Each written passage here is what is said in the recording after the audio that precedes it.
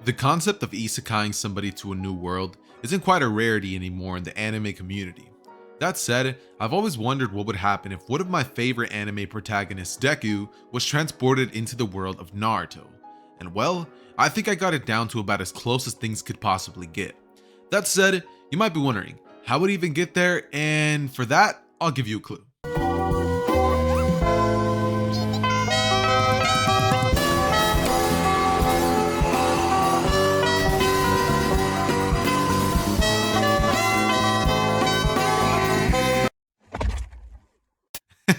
Yeah, but before I start, I need to give a quick thanks to everyone who's helped in the making of this awesome what if. But if you do want to just go ahead and skip to the video, I understand. Up above, there should be a timestamp, and also for those of you who are coming for the final battle alone, there will also be a timestamp for that as well. That said, huge thanks to that one weeb for helping out a ton when it comes to the scripting of this idea.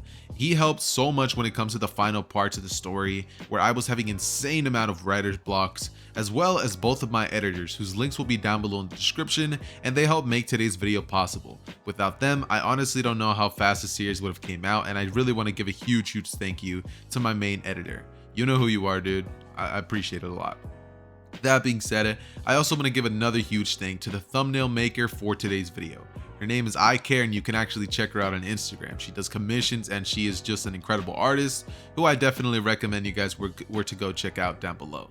That being said, also remember to subscribe and hit that little bell icon so you're updated for any future series on the channel. And with that said, ladies and gentlemen, I hope you guys go on to enjoy What If Deku Was Isekai'd into Naruto. Hey Ross, sauce it up.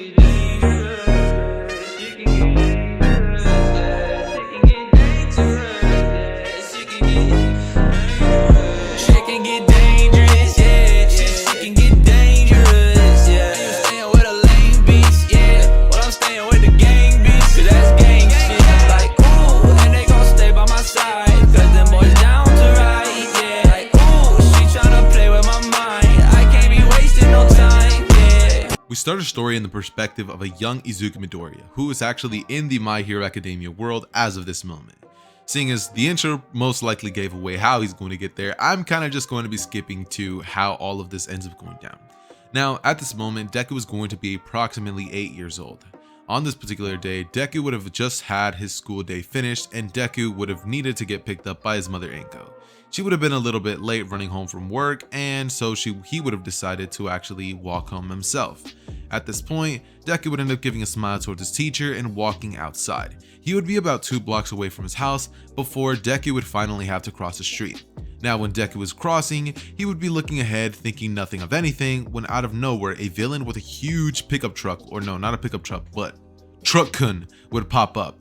Now, this gigantic truck would proceed to flatten Deku. And I mean completely obliterate this man. 1 second, he would close his eyes. The next minute, he would open them. And when he would open his eyes, he would see darkness for a moment until he suddenly wakes up in a strange field. Everything looks different. Everything looks old. Deku sees the world around him as if it would just changed. He feels as if he's not even in his own plane of existence, and Deku woke up very close to Konoha. Now, at this moment, Deku would begin to wonder to himself what he even needs to do. He would feel scared. He would not know exactly what to think. However, the young boy would decide to essentially walk towards the village. This is where he would smell food, see light, and see people up ahead near a strange gate. This is when Deku would proceed to tell the people that he basically randomly plopped in there and he doesn't know where he is, asking them if they can help him find his mother. The 2 ninjas would then escort him back to the Hokage Hiruzen, where Hiruzen would ask Deku the same questions, being like, how did you get here? Deku would be completely oblivious to who this man is, and he would ask like if he knows where his mom is, saying that he lives in Japan, saying basically his story. Hiruzen, hearing this, would think that this is extremely peculiar. He would begin to hear Deku out in his entire story, and he would then proceed to tell Izuku Midoriya that it might have just been a strange dream, a genjutsu, before Deku would say, what's a genjutsu? At this point, Hiruzen would be utterly shocked at Deku's just like insane lack of knowledge for the world that he's in, and he would actually have somebody come in, Ibiki, I believe that is his name. Ibiki would walk in, and he would then proceed to do a couple of tests onto Deku, asking him a bunch of yes or no questions, to which Deku would pass. After this, Hiruzen would then begin to think to himself what he should do with this small child. thinking of putting him in an orphanage, but he would ultimately decide to actually have him live with Naruto. It's a genius idea, in his own words, and he thinks that this may give Naruto some hope of being treated better as a person. Not only that, but give him a friend, something that he believes Naruto desperately needs in order to grow into the great man that he knows Naruto would have become in the hands of Minato and Kushina. And so we start a relationship between Naruto and Deku. Not that kind, but a special kind. More of a brotherly bond. Now, the way that this all starts off is Hiruzen would walk Deku over to Naruto's place. And when Deku sees Naruto, he would think, oh, that boy looks pretty strange. But Naruto seeing Deku would be like, who's he? Before Hiruzen begins to explain to Naruto that, Naruto boy, this kid, his name is Izuku Midoriya. He will actually be living with you from now on. Naruto would be elated, completely excited, and immediately he would offer Deku his best ramen. Deku would walk in there, and Hiruzen would actually say that he's going to be giving him more money now, because of the fact that now there's not only one mouth to feed, but two. Electricity bill will rise, so Hiruzen would definitely end up accommodating for this. Deku and Naruto would both immediately go on to talk for the rest of the night, and so the Deku and Naruto would proceed to then build a bond on this very same day. Deku at this point would notice the way that Naruto acts, his extremely extroverted personality, the way that his mannerisms, his actions, the way that he lays down in bed. Deku would notice all of these things and would realize that Naruto kind of seems a little scared, I guess you could say. Naruto at this point is actually going to be 8 years old and almost would have been starting the academy. But Deku would kind of begin to ask Naruto some questions about himself. Naruto would look down, saying that he might as well be honest with him, seeing as he's going to be living with him anyways. And so Naruto would explain to Deku the treatment of the villagers towards him. Deku would say that that's awful, proceeding to pretty much tell Naruto that he came from a place where he was an outcast, a place where he felt almost the same way that Naruto felt. And he would tell Naruto that they could almost be brothers by how similar their backstories were. And oh, Deku, if only you knew. But from here, Naruto would look at Deku and say, oh, well, I mean, I guess we now have something to both strive for. They would both look at each other, smile, and then go to sleep. Deku would be thinking that this is the start of a great new life, and he would also be crying somewhat because he's sad that he misses his mother. They would both end up growing for approximately 1 year, where they would train, bicker, uplift each other, and both Deku and Naruto would both strive for the goal of one day becoming the Hokage. They both do have very, very different reasons, because it's kind of a race. Now, Naruto wants to become a Hokage due to the fact that he wants respect, and Deku wants to become a Kage because he figures it's almost like being the hero of a village.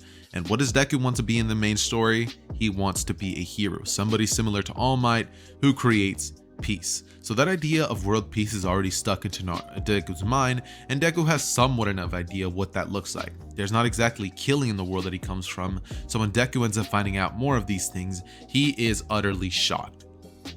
When Deku grows up, he would end up figuring out knowledge that would help him along the way, and Naruto would end up growing more physically, growing stronger, and Deku would always remain smarter than Naruto. When Deku and Naruto both first would end up going to the library, Deku would end up noticing his treatment with the villagers. Basically, a lot of the villagers really did not respect him and treated him almost the same way that they would treat Naruto, like an outcast. Deku, however, would have been used to this, but not exactly the strange looks. It's almost as if they wish he was dead.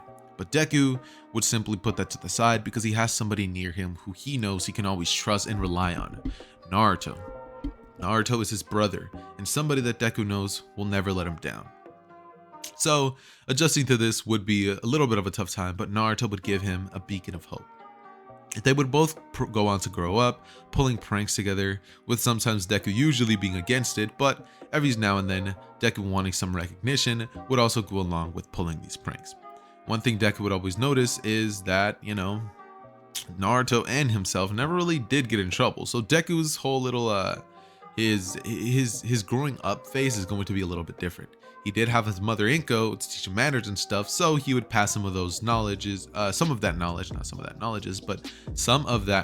onto his brother Naruto, and they would both go on to pretty much get better as people. Naruto starts helping Deku ease into the world of a ninja, and Deku would actually make Naruto be more of a respectable person, not being so obnoxious. So Sakura starts kind of less disliking Naruto. She starts liking him a little teeny tiny bit. But Naruto and Deku would always be seen together. Always. They were inseparable. One day, however, they would both end up pretty much realizing that the next week is the day of the academy, where they would both go on to go into and they would actually perform extremely well. Deku would do very average in terms of the physical aspect, like shuriken, fighting hand to hand. However, Deku was very good academically. Think Shikamaru levels of intelligence when it comes to tacticians and stuff like that. However, Deku is actually very keen to showing these things, meaning a lot of people would actually want Deku to be around them just due to the fact that he is intelligent, and they're hoping that some of that rubs off on them. The person who the intelligence somewhat rubs off on is Naruto, who, while respecting his brother's decision of being more of a book nerd, would want to do more of the physical stuff. So whenever Naruto wasn't forcing Deku to do physical things, Deku would be forcing Naruto to do more of strenuous thinking things, and Naruto would hate every second of it. However, one thing Deku would have learned from books is training methods, as well as chakra control, which he would have been practicing by himself every day, and he would have also rented out books on books, simply trying to learn chakra control and how all of this stuff works. Now, Deku would have a very inept ability for chakra. He would actually be extremely talented. And many of you guys might be like, yo, how does Deku have chakra if he came from a different world? Wouldn't it make more sense for him to simply have one for all? True. However, if we do think of one thing, every single living creature has chakra. And I know that Deku is from a different world, but seeing as Deku got Isekai'd, I'm going to be saying that the world simply equipped him with chakra. A little bit of a plot hole inside of the series that I'm making, but let's just live with it and move on.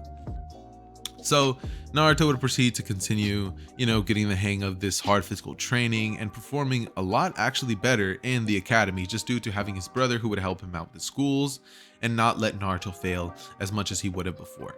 He would have also helped Naruto perform one simple shadow clone jutsu, and would have noticed that Naruto has an absurd amount of chakra, while Deku has more of a supply of chakra very similar to that of Kakashi. They would end up doing well in the academy, and Sasuke would actually be a person who pushes them both to be better than they were the previous day, because they were, simply put, never able to beat him. Sasuke always remained at the top of the class, and Naruto and Deku were both kind of jealous to it at an extent. Deku would kind of look up to Sasuke because of that and somewhat see Bakugo within Sasuke's being. Naruto was actually kind of jealous of Deku and always thought that Deku was a little bit of a bookworm, saying that, oh, if he had his knowledge, he would have much an easier time doing stuff.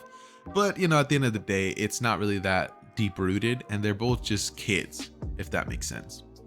They would both go on to take the final, and they would both actually end up passing in terms of the Genin Academy, meaning there would be zero Mizuki arc that would end up going down whatsoever.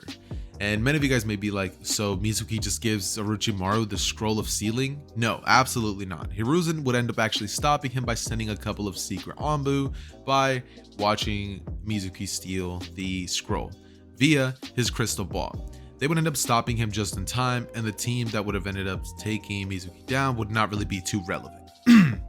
However, this is when we will now get into the very next day. The team would have been decided. Now, Team 7 would have been made up of Naruto, Deku, and Sasuke. And I'm pretty sure many of you guys probably saw this coming, because I was definitely going to be replacing the trash bag that is, drumroll please, Sakura. Yep, we're replacing her. It's gonna happen. I'm sorry, but Sakura is not going to be whatsoever present in the series. I just despise the character.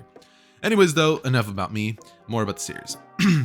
Sasuke, as I said before, would have been part on Team 7, and the team would actually end up sitting in the classroom, as every other team would actually be taken off by their Jonin senseis, when finally, about after, let's say, 2 hours, they would all end up having their introductions. Kakashi would end up arriving, telling them all a horrible excuse, saying that he got lost in the path of life, before then telling them all to meet him on top of the roof, to which all of them would do so, and introductions actually start off a bit different. Naruto would go first, claiming that he will be the greatest Hokage to ever live, saying that his likes are ramen, training, and his brother Deku. His dislikes are studying. Deku would then go on and say that he also wants to become a Hokage, and he also wants to accomplish world peace. He would say that his likes are BBQ and his brother, and as also his other likes are heroes. Kakashi hearing this would think that that's a little strange, but Deku would then say that he doesn't like villains and bullies, and he wants to achieve peace, just like All Might once again. Now, in terms of Sasuke, Sasuke is still going to be the same character. Naruto and Sasuke don't really affect his character too much in the beginning of the Naruto story, so Sasuke's introduction would remain exactly the same. The group would all simply stare at him like, excuse me, what? Before Sasuke would then be like, yeah, that's my goal. And then Kakashi would poof away, revealing that it was simply a shadow clone. Not only was it a shadow clone, but he couldn't have sent the shadow clone sooner. And so the team would then part ways. Deku and Naruto, that same day, would actually end up going home, before Naruto says that he's going out. Naruto on this day would go to steal a bottle of sake, and he would end up running back home, where he would open this bottle right in front of Deku, sorry. Now, Deku seeing this bottle would say, Naruto, what's that? Before, Naruto just openly says, it's some sake.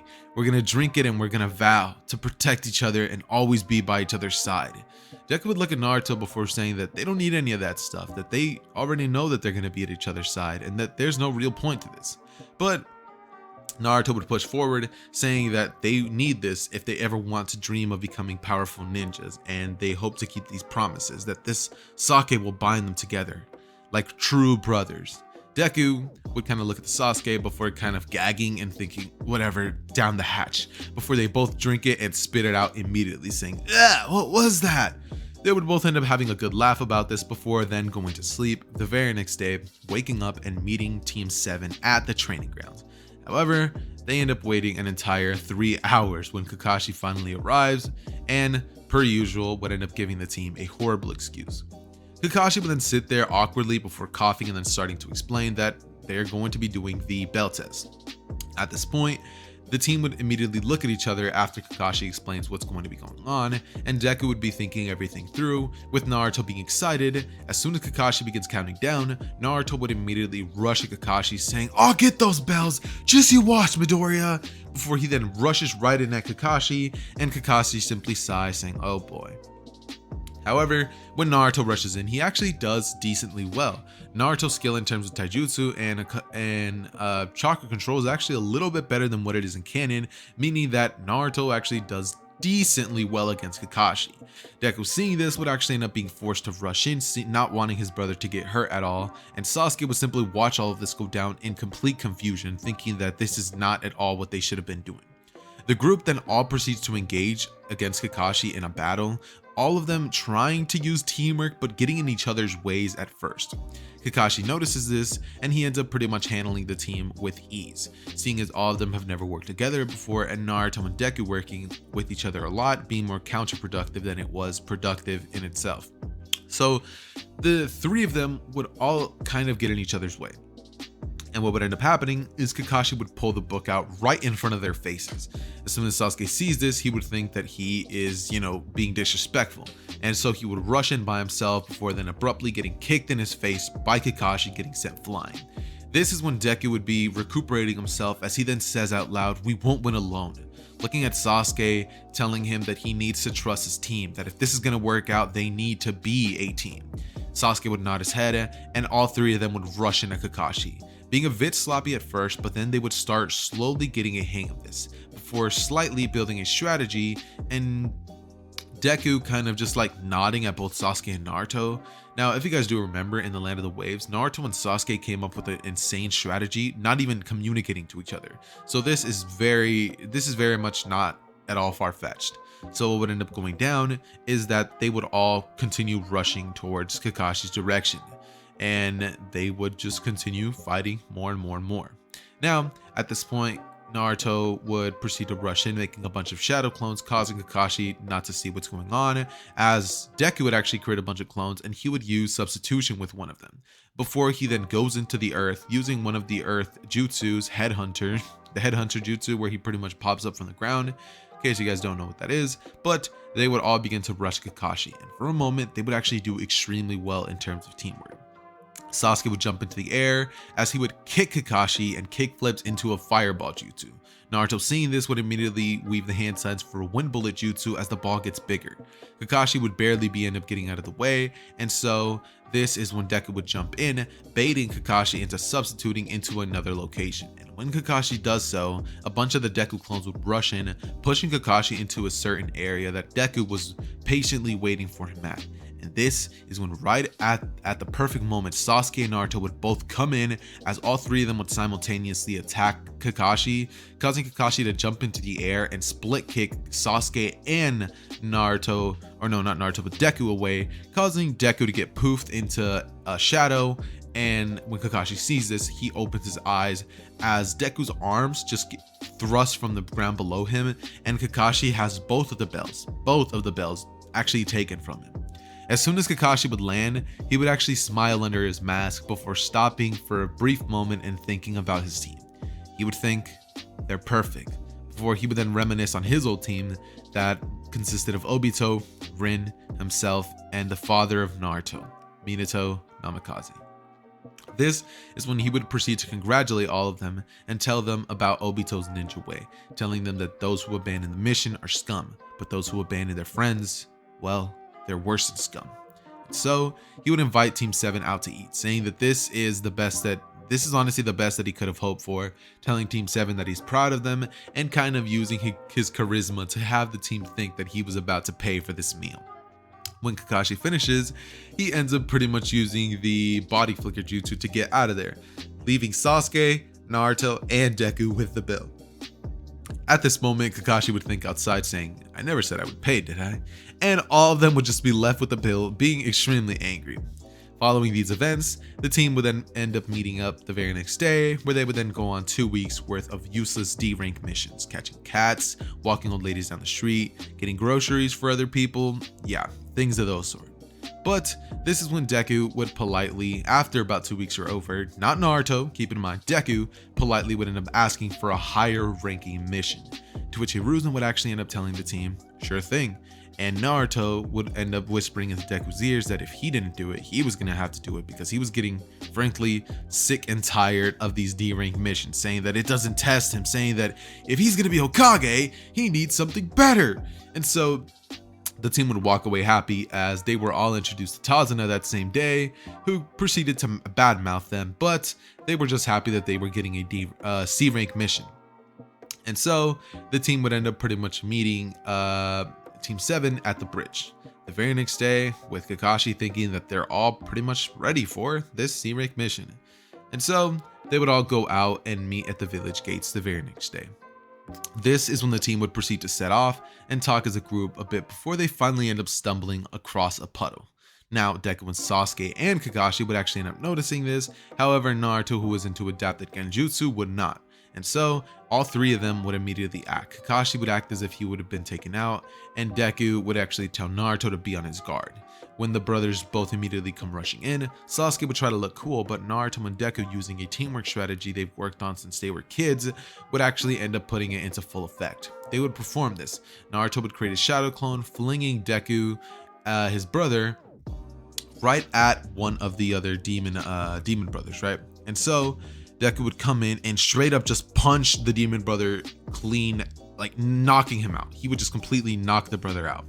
And so when Naruto sees this, he would immediately close his eyes and be like, yes, before doing that like pumping in the air kind of thing, I guess you could say, with his arm. Now, at this moment, what ended up happening after this is that Naruto would actually see one of the demon brothers coming right at him, who barely is able to dodge and actually was just about to react before Sasuke would come in and actually end up helping Naruto. Now, at this point, Naruto would get up before saying he had that, and then Sasuke would simply make a sly remark.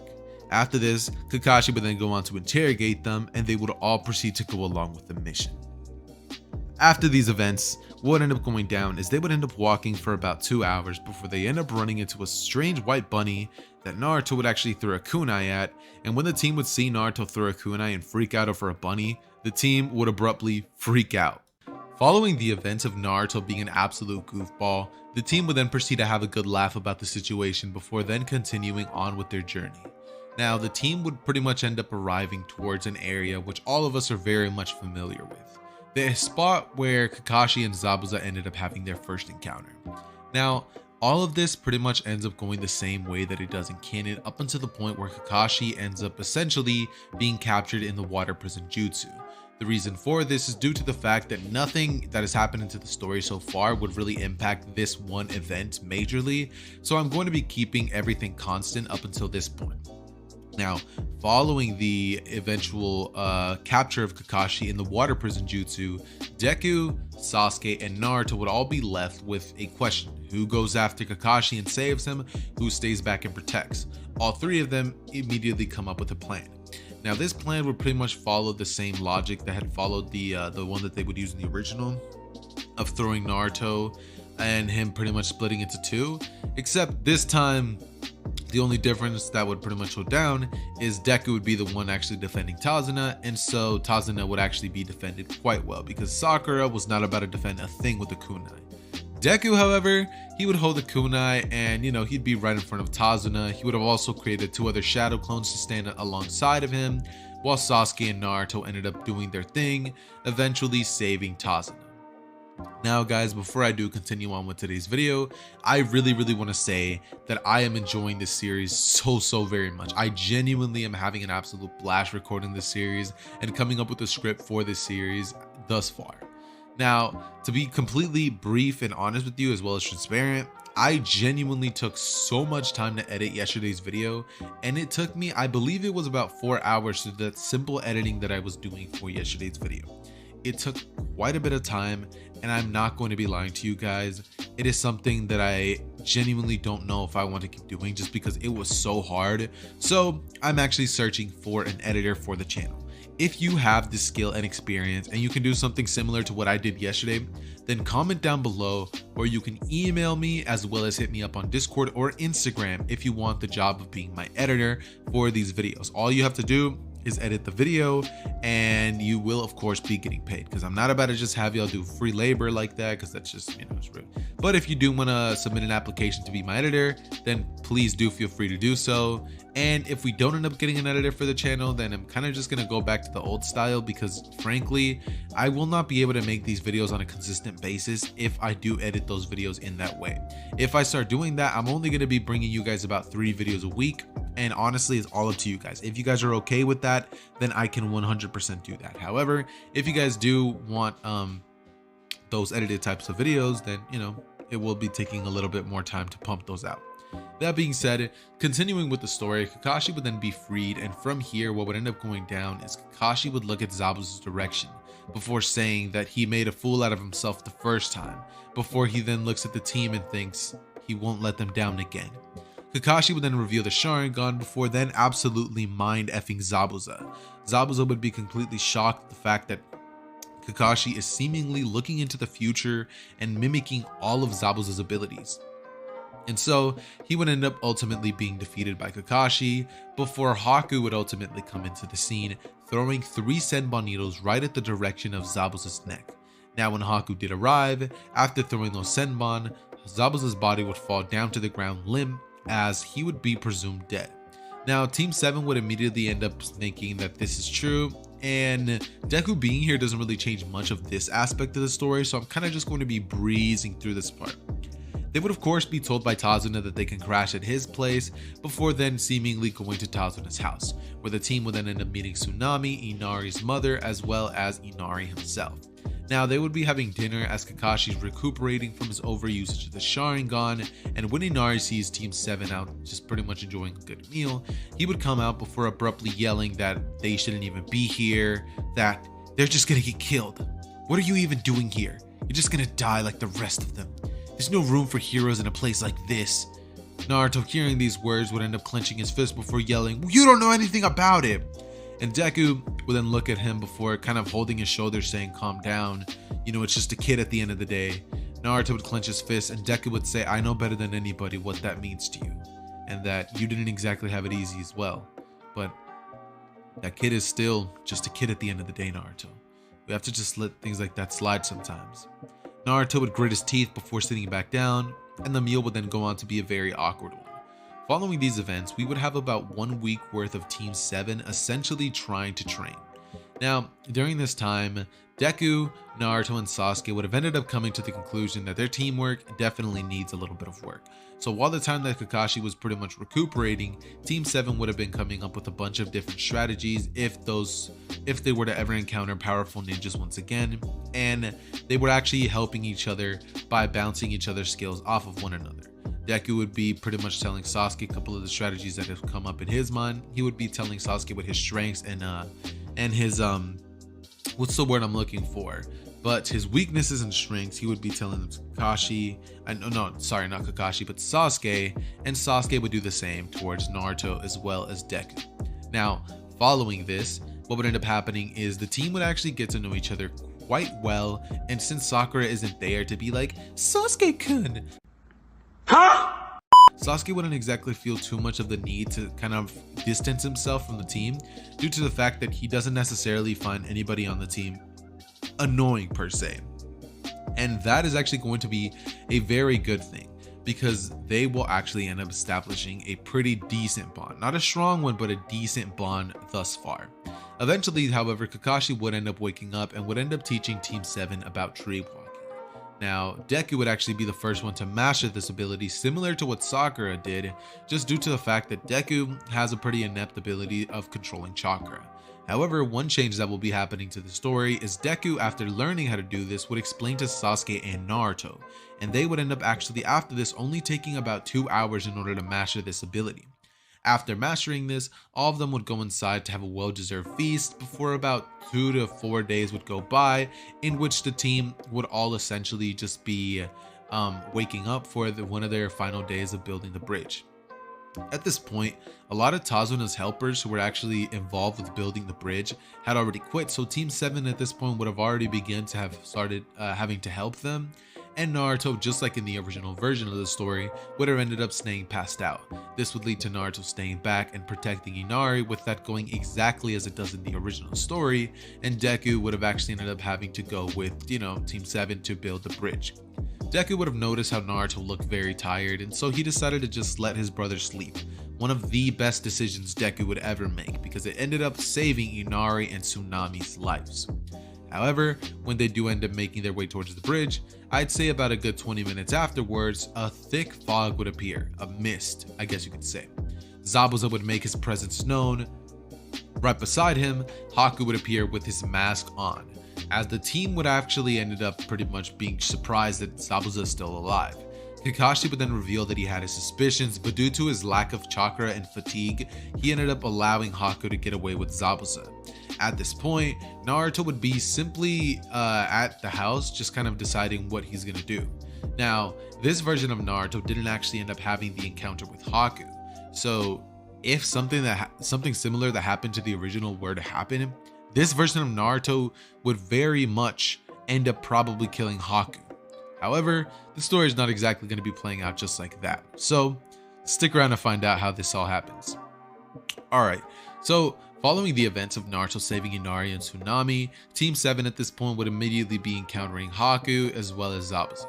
Now, Deku would create a couple of shadow clones to actually watch Tazuna, as Deku this time does not allow Sasuke to simply fight against Haku by himself. Deku has an innate ability to tell when somebody is powerful and when somebody is holding back a lot of strength. And when Deku looks at Zabuza and Haku, Deku just gets the feeling that Sasuke is not going to be able to win that battle alone. So Kakashi would actually be holding Zabuza back from getting to Tazuna, while Deku would have 3 clones on the watch, and Deku would rush in to actually help Sasuke against the battle with Haku. Now, Haku would start slowly getting pressed more and more, as Sasuke would be throwing kicks and punches, pretty much trying everything and anything in his arsenal to actually get Haku to be thrown off guard, with Deku using more tactitious approaches along the lines of using shadow clones, substitution jutsus, trying to catch Haku off guard, but Haku's speed and tenacity would be very overwhelming to Deku.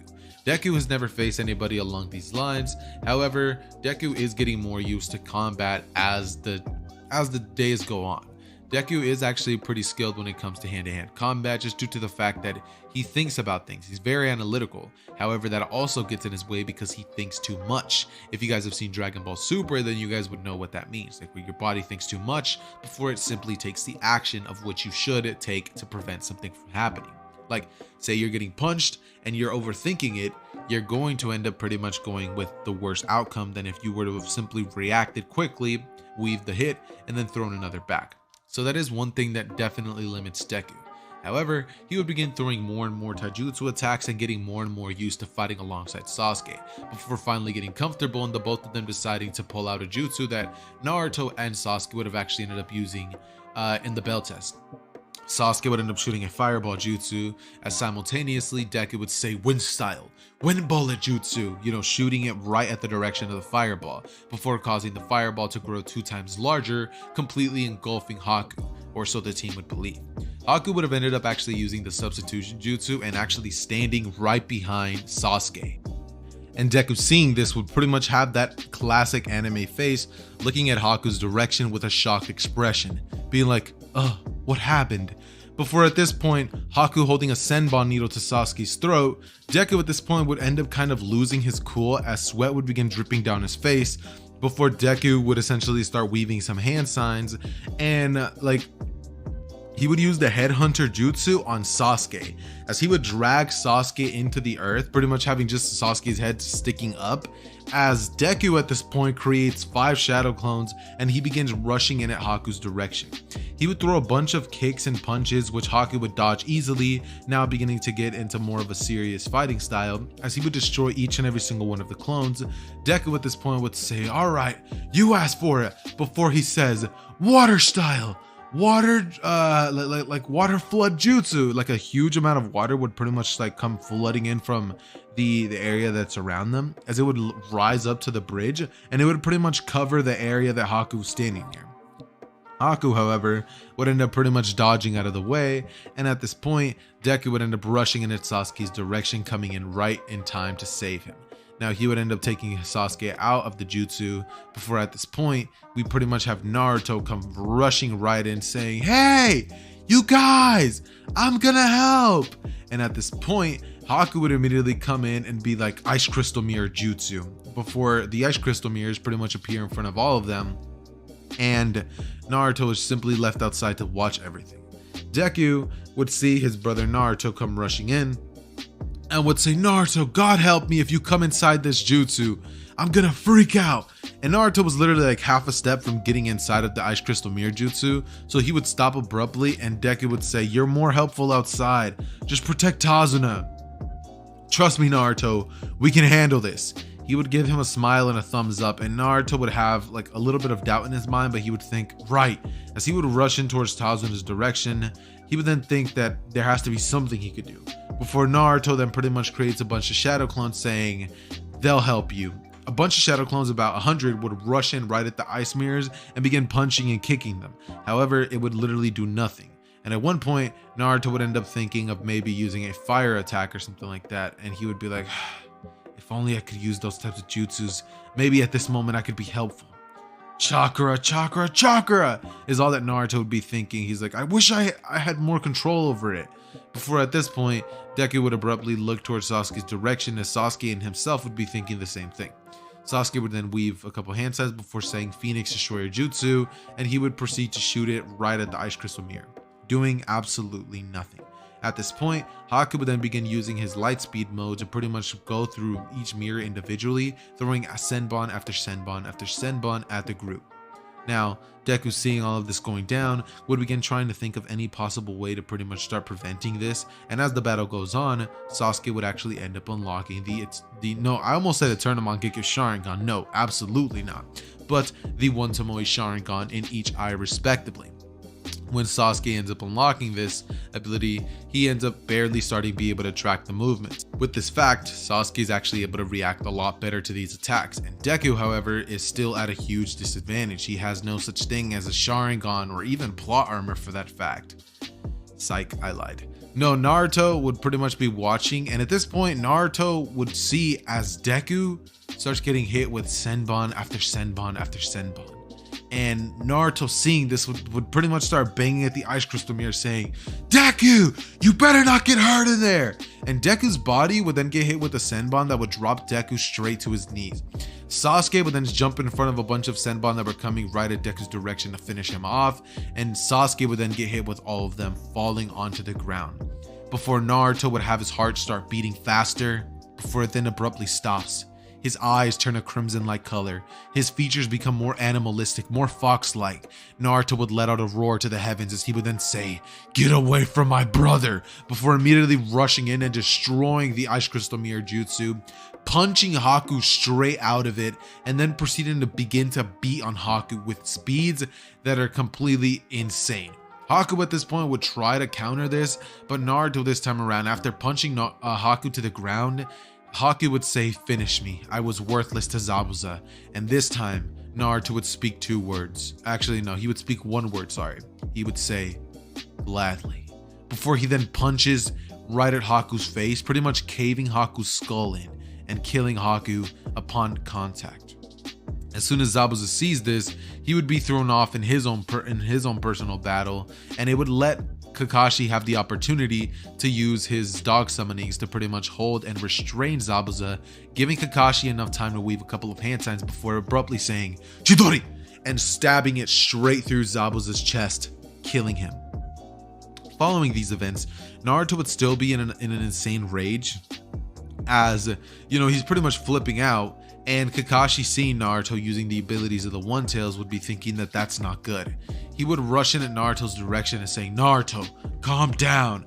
Naruto would be just losing his absolute mind and would be about to attack Kakashi, before suddenly he would actually end up calming down a bit, and the ability of the Nine Tails would slowly start seeping in, before suddenly one man with an army would appear. This man would be Gato. And since Zabuza doesn't actually get to be alive for Naruto to give him his talk no jutsu, instead what ends up occurring is Gato would arrive with his men with a smirk on his face, as he would immediately say to Naruto that scumbag was never going to get paid anyways, and that if you want something done, you got to do it yourself, before he then says, "Men, kill them all, and then kill the bridge builder." At this point, Naruto just gets really angry at the fact that, you know, Gato just said all of that rude stuff, as he would rush in and start completely dismantling Gato's men, destroying them left and right, before then abruptly arriving in front of Gato and then saying, "You die," before Naruto quite literally plunges his fist right into Gato's heart and like literally crushes it.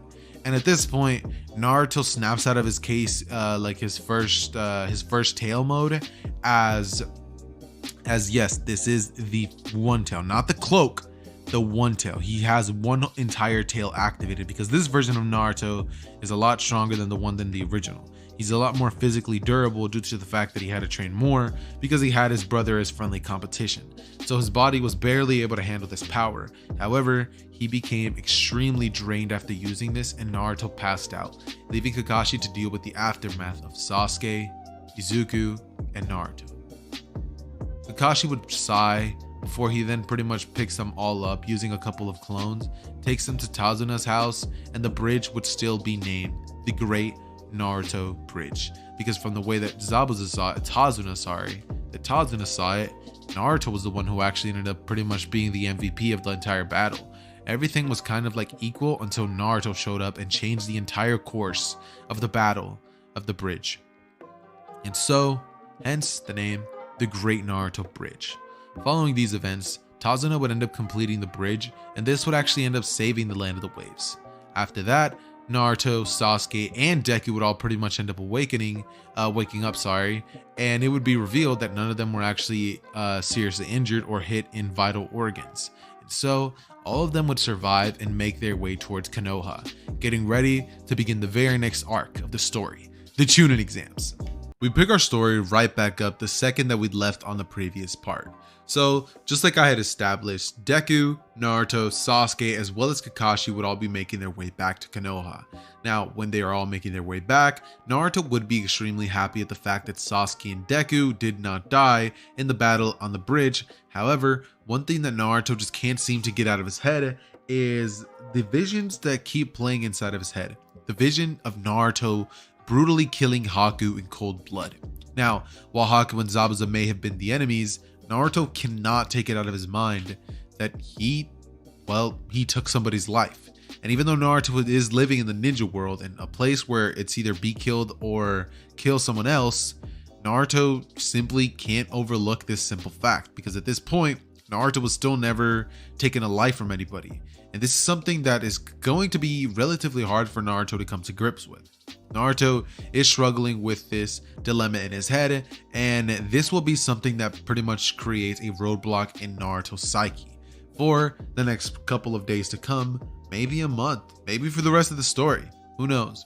But anyways, following this, the team would end up making their way back to Konoha. Naruto would remain quiet, while Deku would simply try to talk to Naruto the entire way, and Kakashi would notice this and pretty much not really address this. But one thing that he definitely would address to the team is the fact that they all need to get stronger a lot faster, and that once they arrive to Konoha, they will simply be meeting up with Hiruzen, and afterwards all of them can go back and unwind. However, the day after that, they're going to be needing to meet with Kakashi. So that's pretty much how everything goes. They would arrive back to Konoha, report to Hiruzen, and tell him that the mission was a success. They would all be then paid with a B rank mission due to the fact that the mission actually turned out to be a lot harder than what it was originally anticipated, and so the team would receive higher payment. That being said, one good thing that would come out of everything is that Konohamaru didn't actually know Naruto in this version. And so there is no real encounter between Gaara or Team 7. None of that ends up going down this time around, and instead the team simply gets to go back, relax, and unwind. Nothing at all ends up going down this time. The very next day, however, Kakashi would end up meeting back with Team 7. And it is here where Kakashi would end up discussing with Team 7 the events that are coming very, very soon. The Chunin exams, telling Team 7 that they pretty much from this day have approximately 2 weeks in order to get prepared for the Chunin exams. And with this being said, what would end up happening is that the team would end up deciding that they all definitely need to get into their A game. Not only that, but Kakashi seeing this block for Naruto mentally would actually end up taking Naruto to the side following the events of informing Team 7. He would end up pretty much telling Naruto that in the world of being a shinobi, there will be moments where Naruto will be forced to take lives, with Kakashi looking at his own hands and pretty much seeing his own hands covered in blood, before then looking back at Naruto and telling him that he will potentially never forget the lives that he's taken. However, he needs to move past it and not let these things become a crutch for him, because if they do, then the next life that could be laid on the line would be his own, and not the life of his enemies. That him doing that would have ultimately costed the team to be saved, and had Naruto not been there, the team may not have made it out alive. Naruto is a key asset to the team, and Naruto would look at Kakashi before looking back down at the ground, accepting the words that are coming out of Kakashi's mouth. Following this, the team would then be dismissed, with Naruto thinking about Kakashi's words, and Kakashi's charisma as well as the way that he approached Naruto would ultimately end up getting into Naruto. And this would cause Naruto to calm down in terms of the things that he was thinking before. When Naruto would arrive back home to Deku, he would end up pretty much having his go-lucky smile, kind of forcing it at first before naturally Naruto would start forgetting more and more. Now, following the 2 weeks, Kakashi would actually take the time out of his day to train Team 7 and actually teach them a couple of things before the Chunin exams events actually start. So, Kakashi would actually end up training Deku, Sasuke, and Naruto. Would have actually ended up teaching them a little bit about more chakra basics, and this time he would end up actually teaching them how to water walk. So now the team knows how to water walk, and not only that, but Kakashi would have actually ended up teaching them about the principles of their chakra natures and what their affinities are. Obviously, we know Sasuke's is fire, Naruto's is wind, and Deku's is actually going to be water. That's going to be his nature affinity. Yep, water, because he's a crybaby. So, you know, if we link that and that, he can just cry somebody to tears. Like, he could cry literal ocean. So I think that giving Deku water affinity just suits his character so much.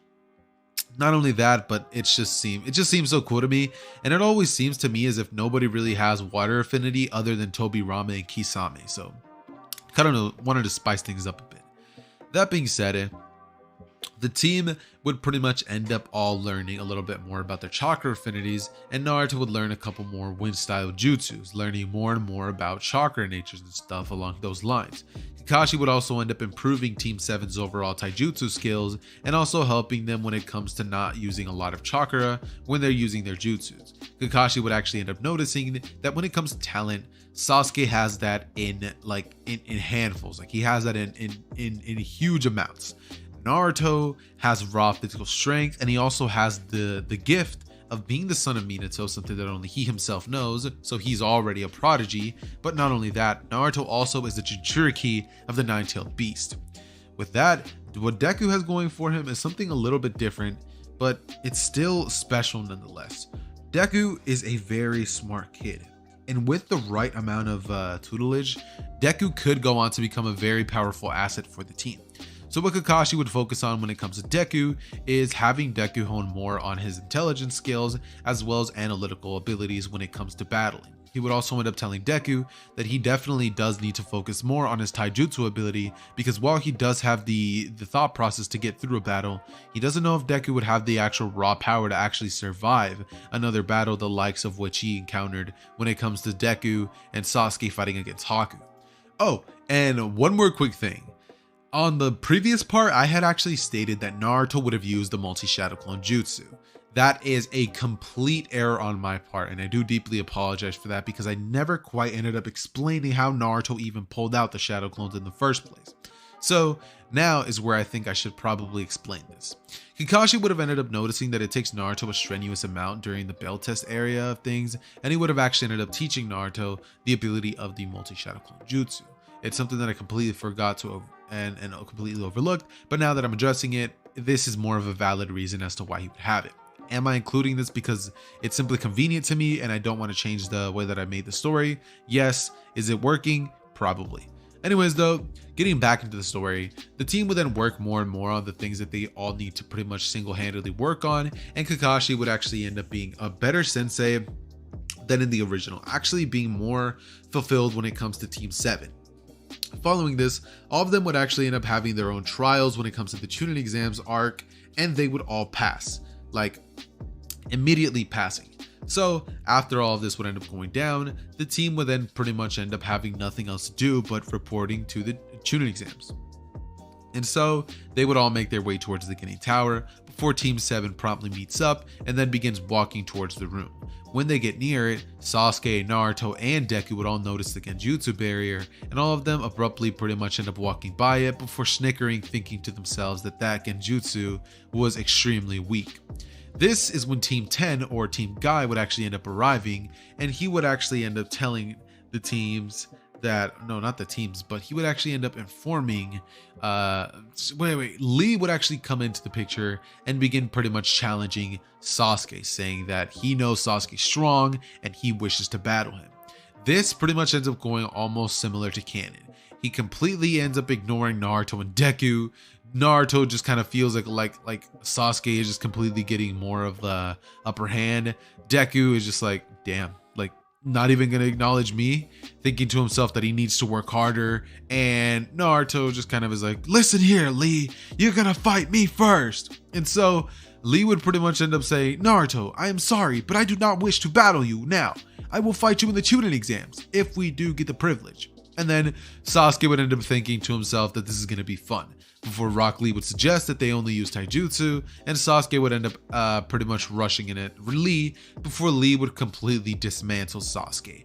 Regardless of the 2-week extra training that Kakashi gave to Sasuke, that is going to do absolutely nothing when it comes to fighting against Rock Lee. Sasuke was way more than just 2 weeks back in terms of combat and physical prowess when it comes to Rock Lee and Sasuke. So Sasuke still unfortunately ends up losing, even when he does eventually activate his Sharingan. And so that all pretty much ends up going to canon. Deku would, however, take note of the fact that Neji seemed to be very powerful. Not only that, but the way that Lee actually carried himself made it seem as if Neji was actually the strongest one of the team. And so Deku would definitely take note of this before helping Sasuke up, telling him not to worry about things and that they'll get stronger than them in no time. Sasuke would end up kind of gritting his teeth before saying, I don't need to hear any of that. And Naruto would end up saying, well, well, at least he said something like that. If I would have been the one to pick you up, I would have told you something like this. Before Deku stops Naruto before saying something like that he was about to say, and Sasuke pretty much grits his teeth before walking towards the place where they were all going to inevitably meet Kabuto. They would all meet him, and that pretty much goes just like it does in canon. Deku being there doesn't really change much, and when it comes to the written portion, Deku being there, again, does not change much, because Naruto would still end up pretty much answering like 2 questions this time around. However, when it comes to the final question, he would still say that he's not going to give up, believe it, that it's his dream to become the Hokage, and that he's not going to be giving up due to some dumb question. And so, Team 7 would advance to the next part of the Chunin exams, the Forest of Death. Once they're in the Forest of Death, Anko would come in before then beginning to explain to everybody the rules of the Forest of Death, telling them all that they need to sign waivers because some of them are probably going to die. And so everybody would do so, and Deku, seeing this waiver, would pretty much have fear in his heart. This is one of the very first moments where Deku is completely unsure of like what's about to go down, because Deku understands that the ninja world isn't as pretty as the society that he came from. He came from a place where, heroes didn't kill. He came from a place where he was taught good and evil, and he came from a different society overall where killing was viewed more as like the most like the harshest punishable crime. And Deku, seeing the fact that he could literally die if he signs this paper, would feel genuine fear. Naruto, however, would actually end up explaining to Deku not to worry, that he promised to keep him safe, and that Sasuke here will even do his own part. Sasuke would look away before kind of nodding, and then Deku would finally find some resolve within himself as he then signs the paper, and the team would then rush into the the Chunin exams, right? So the team would make it about 10 minutes in before Naruto finally ends up saying, I gotta go take a leak. At this point, Deku would end up saying that, there's no real reason for Naruto to go off so far. So Naruto would end up actually staying closer to the team, just kind of turning away to a nearby tree before then just whipping it out and letting it hang. Let my, you guys fill in the blanks, all right? Anyways, so Deku would pretty much just be like whistling as Sasuke's like, he couldn't have gone elsewhere to do that. And Naruto would finally wrap up before they eventually encounter a grass ninja from the land hidden in the grass, Orochimaru in disguise, obviously. He would end up pretty much acting as if he was he wouldn't actually even act as if he was Naruto, due to the fact that Naruto stayed by and there's no way that they were going to confuse him that way. So instead, Orochimaru ultimately delivers the fact that he is, a ninja who is going to try to take the scroll from them. Orochimaru would end up releasing a bunch of bloodlust before Sasuke and the rest of the team would be just completely engulfed with absolute fear.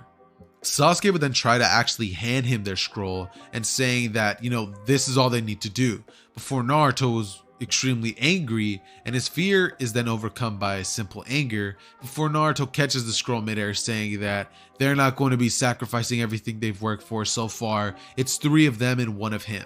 They can do it.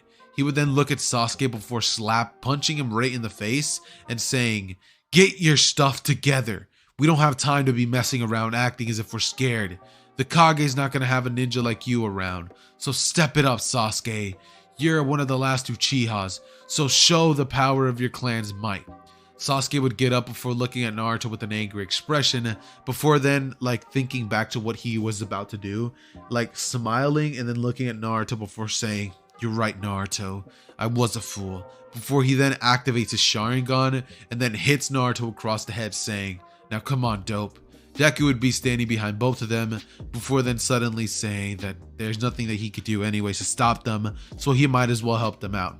Deku would then begin to weave hand signs very quickly as he then causes a huge amount of water to blast out of his mouth, engulfing the area. Every single one of them would end up jumping to the top of the trees, and Orochimaru would look at Deku as he says, "Interesting, an affinity for water style," before Orochimaru then rushes in at, Sasuke's direction, saying, "Your body will be mine." Sasuke would jump out of the way. Naruto would come in with a punch, which would actually land barely, scratching Orochimaru's face, causing Orochimaru to lick his wound and then think, "Awesome power." before Naruto then pretty much starts trying to rush in again, but then immediately gets overwhelmed. Deku, seeing this, would jump in to try to catch his brother as Sasuke rushes in, and Orochimaru begins to completely outclass him and the rest of their teammates. And so Team 7 would ultimately get like pretty much destroyed by Orochimaru. Even when Sasuke activates his Sharingan, it's absolutely no contest.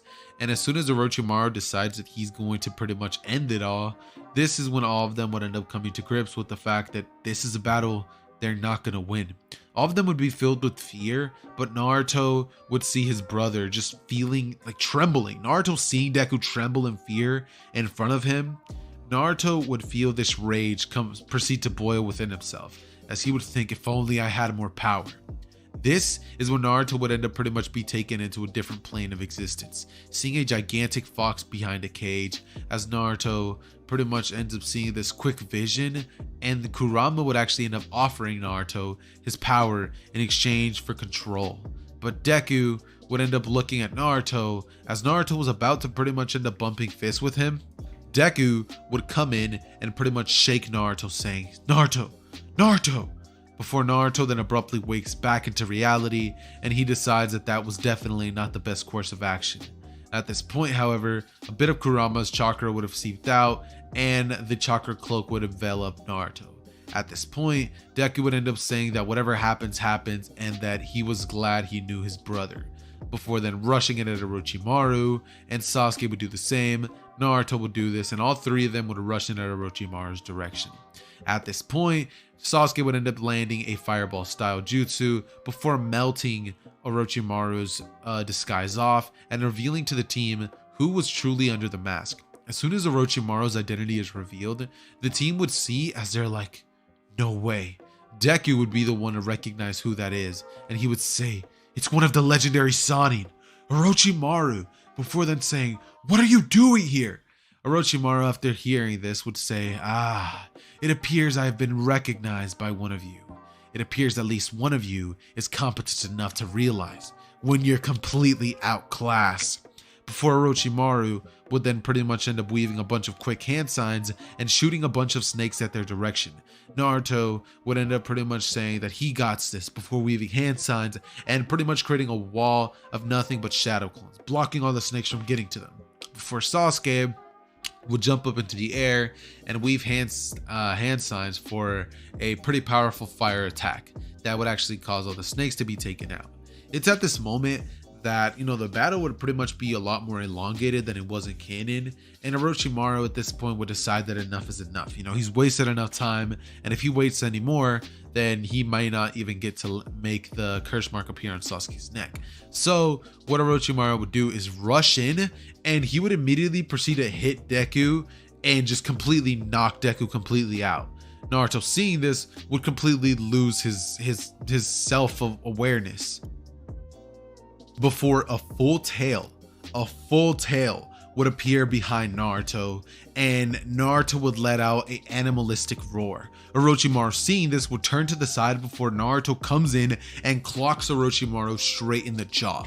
Orochimaru getting hit by this attack would be sent flying backwards before Naruto then rushes in on all fours in an animalistic primitive nature. Orochimaru, seeing this, would think that that's no good, before he then catches Naruto mid-air and says, "You're still not powerful enough, QB," before he then seals it with the 5-prong seal, and he then looks at Sasuke, as he will say, "Someday you'll search for me in search of power, but that day is still not here. Think about things," before he then stretches his neck out and bites down on Sasuke's neck. He would then end up leaving his own scroll there, and the team would end up pretty much being pretty much all unconscious. Naruto's knocked out, Deku's knocked out, and Sasuke's knocked out. Approximately an hour later, Lee would actually end up being very close by to the area, and he would end up noticing that Naruto, Sasuke, and Deku were all just completely knocked out. Before Lee ends up gathering them all and then pretty much placing them all in a similar area. Eventually, Deku would be the first to wake up before thanking Lee and telling him that the last thing he remembers was Orochimaru. Before then thinking to himself, "Orochimaru's in the Chunin exams. We need to inform Hiruzen."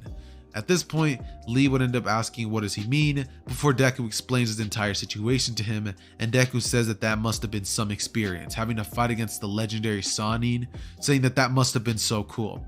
Deku at this point would think that they're just lucky to be alive, before then telling Lee thank you for everything and informing him that he could handle the rest from here, telling Lee that he'll be happy to fight him in the Chunin exams.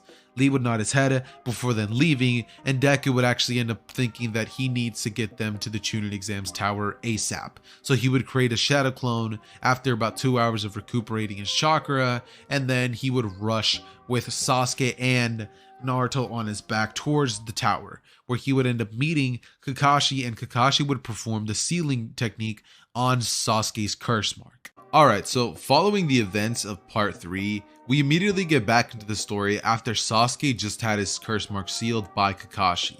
Now, the battle that would pretty much go on to happen would remain constant, and so nothing really would end up changing, due to Sasuke still having been bitten by Orochimaru in the neck and being implanted with the curse mark. Nothing in terms of that battle would have happened differently from the version of canon, so we will then get into Shinso versus Zaku, one of the members from the Hidden Sound team. Now that battle goes just like in canon. Then we have Kankuro versus Tsurugi, one of the random members from Konoha. Then we get into Sakura versus Ino, where this time around Ino would actually be a winner and actually end up slightly beating Sakura, just barely. Then we get into Tenten versus Tamari, which we all know how that went, as well as Shikamaru versus Kin.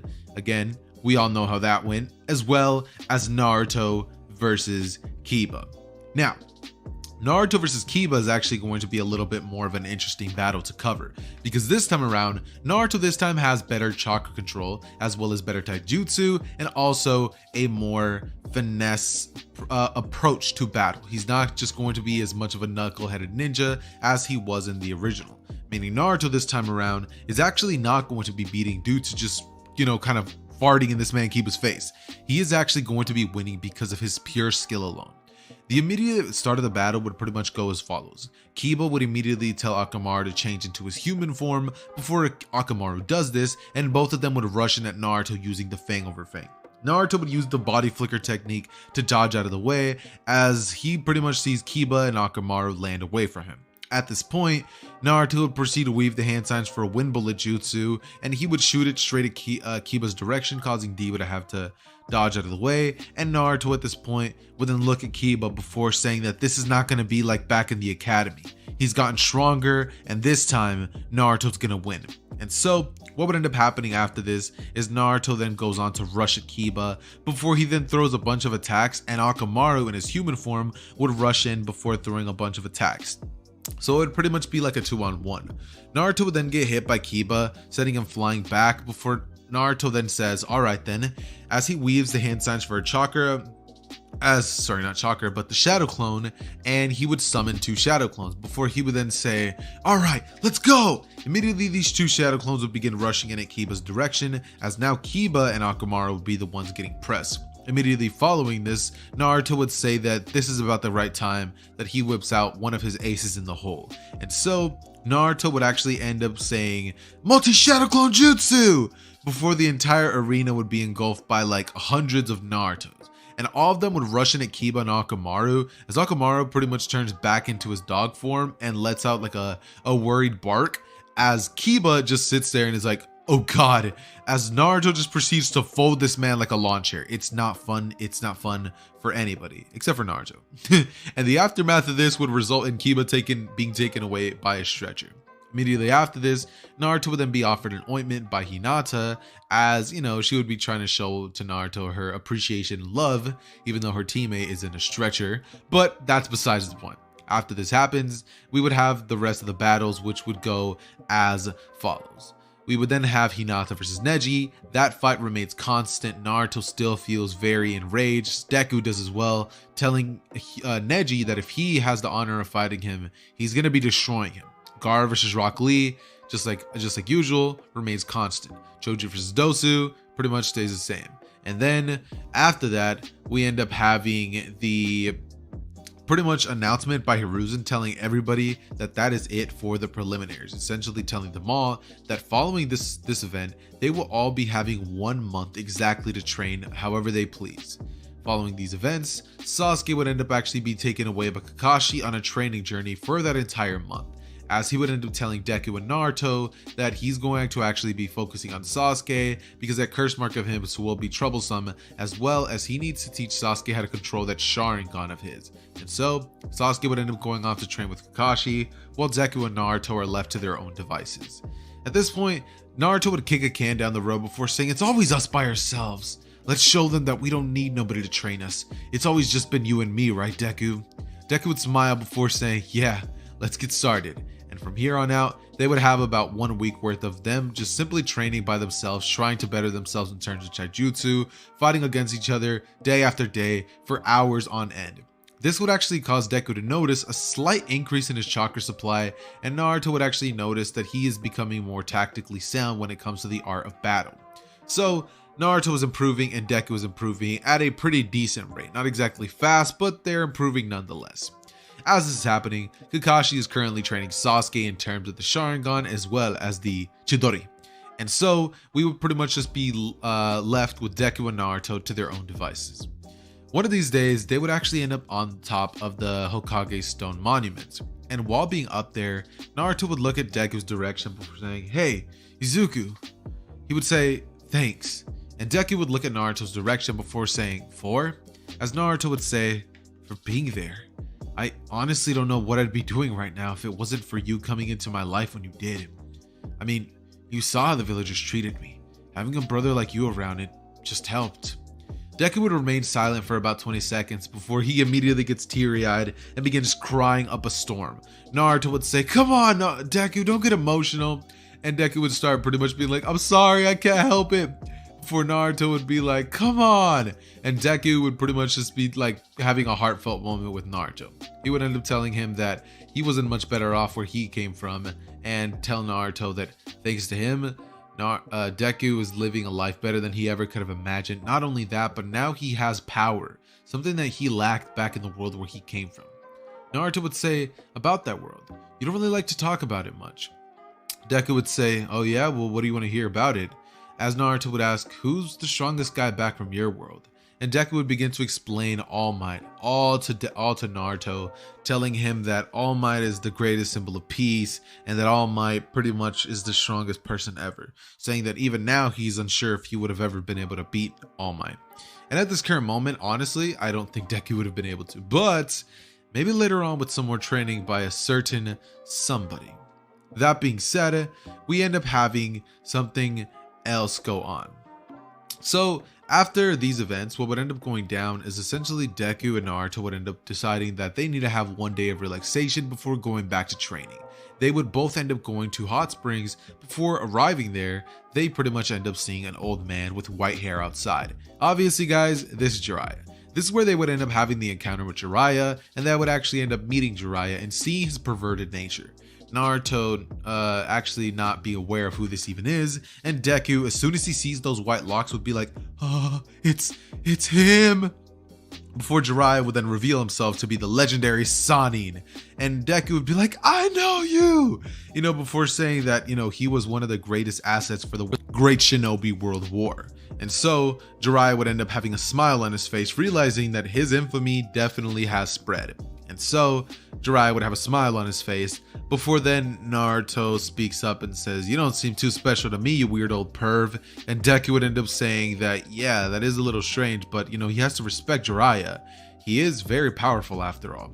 After hearing this, Naruto would suggest training with this old man, and Jiraiya would end up saying that, he's not here to train him. He has some important business to do here. Before Naruto would end up saying, "Come on, please, is there anything I could do?" And Jiraiya would smile before saying, "Maybe."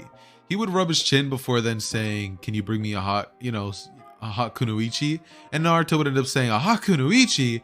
I got this." He would say, "Shadow Clone Jutsu," before he would then spawn in a bunch of transformation jutsus into girls. And Jiraiya, seeing this, would have a huge nosebleed before saying, "Dude, I'm gonna train you if you keep that coming." Following these events, they would both end up going on to train with Jiraiya, and both of them would actually go on to have a very decent bond with Jiraiya himself. Naruto would go on to try to summon toads, as well as Deku would, but he was never quite able to summon Kamabunta due to the fact that Deku's chakra supplies were not exactly quite large enough.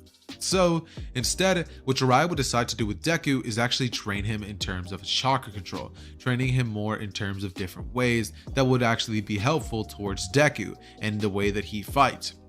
And so he would have him doing chakra training as well as taijutsu training, and also telling Deku that he needs to actually be more of a lethal fighter, just because, you know, the fighting style that he goes on usually will never end up with anybody getting killed if he ever has to cross that line. So he would actually end up gifting Deku these two hidden knives that he's pretty much going to be wearing under his sleeve that will pretty much be a concealed weapon if the need were ever to arise.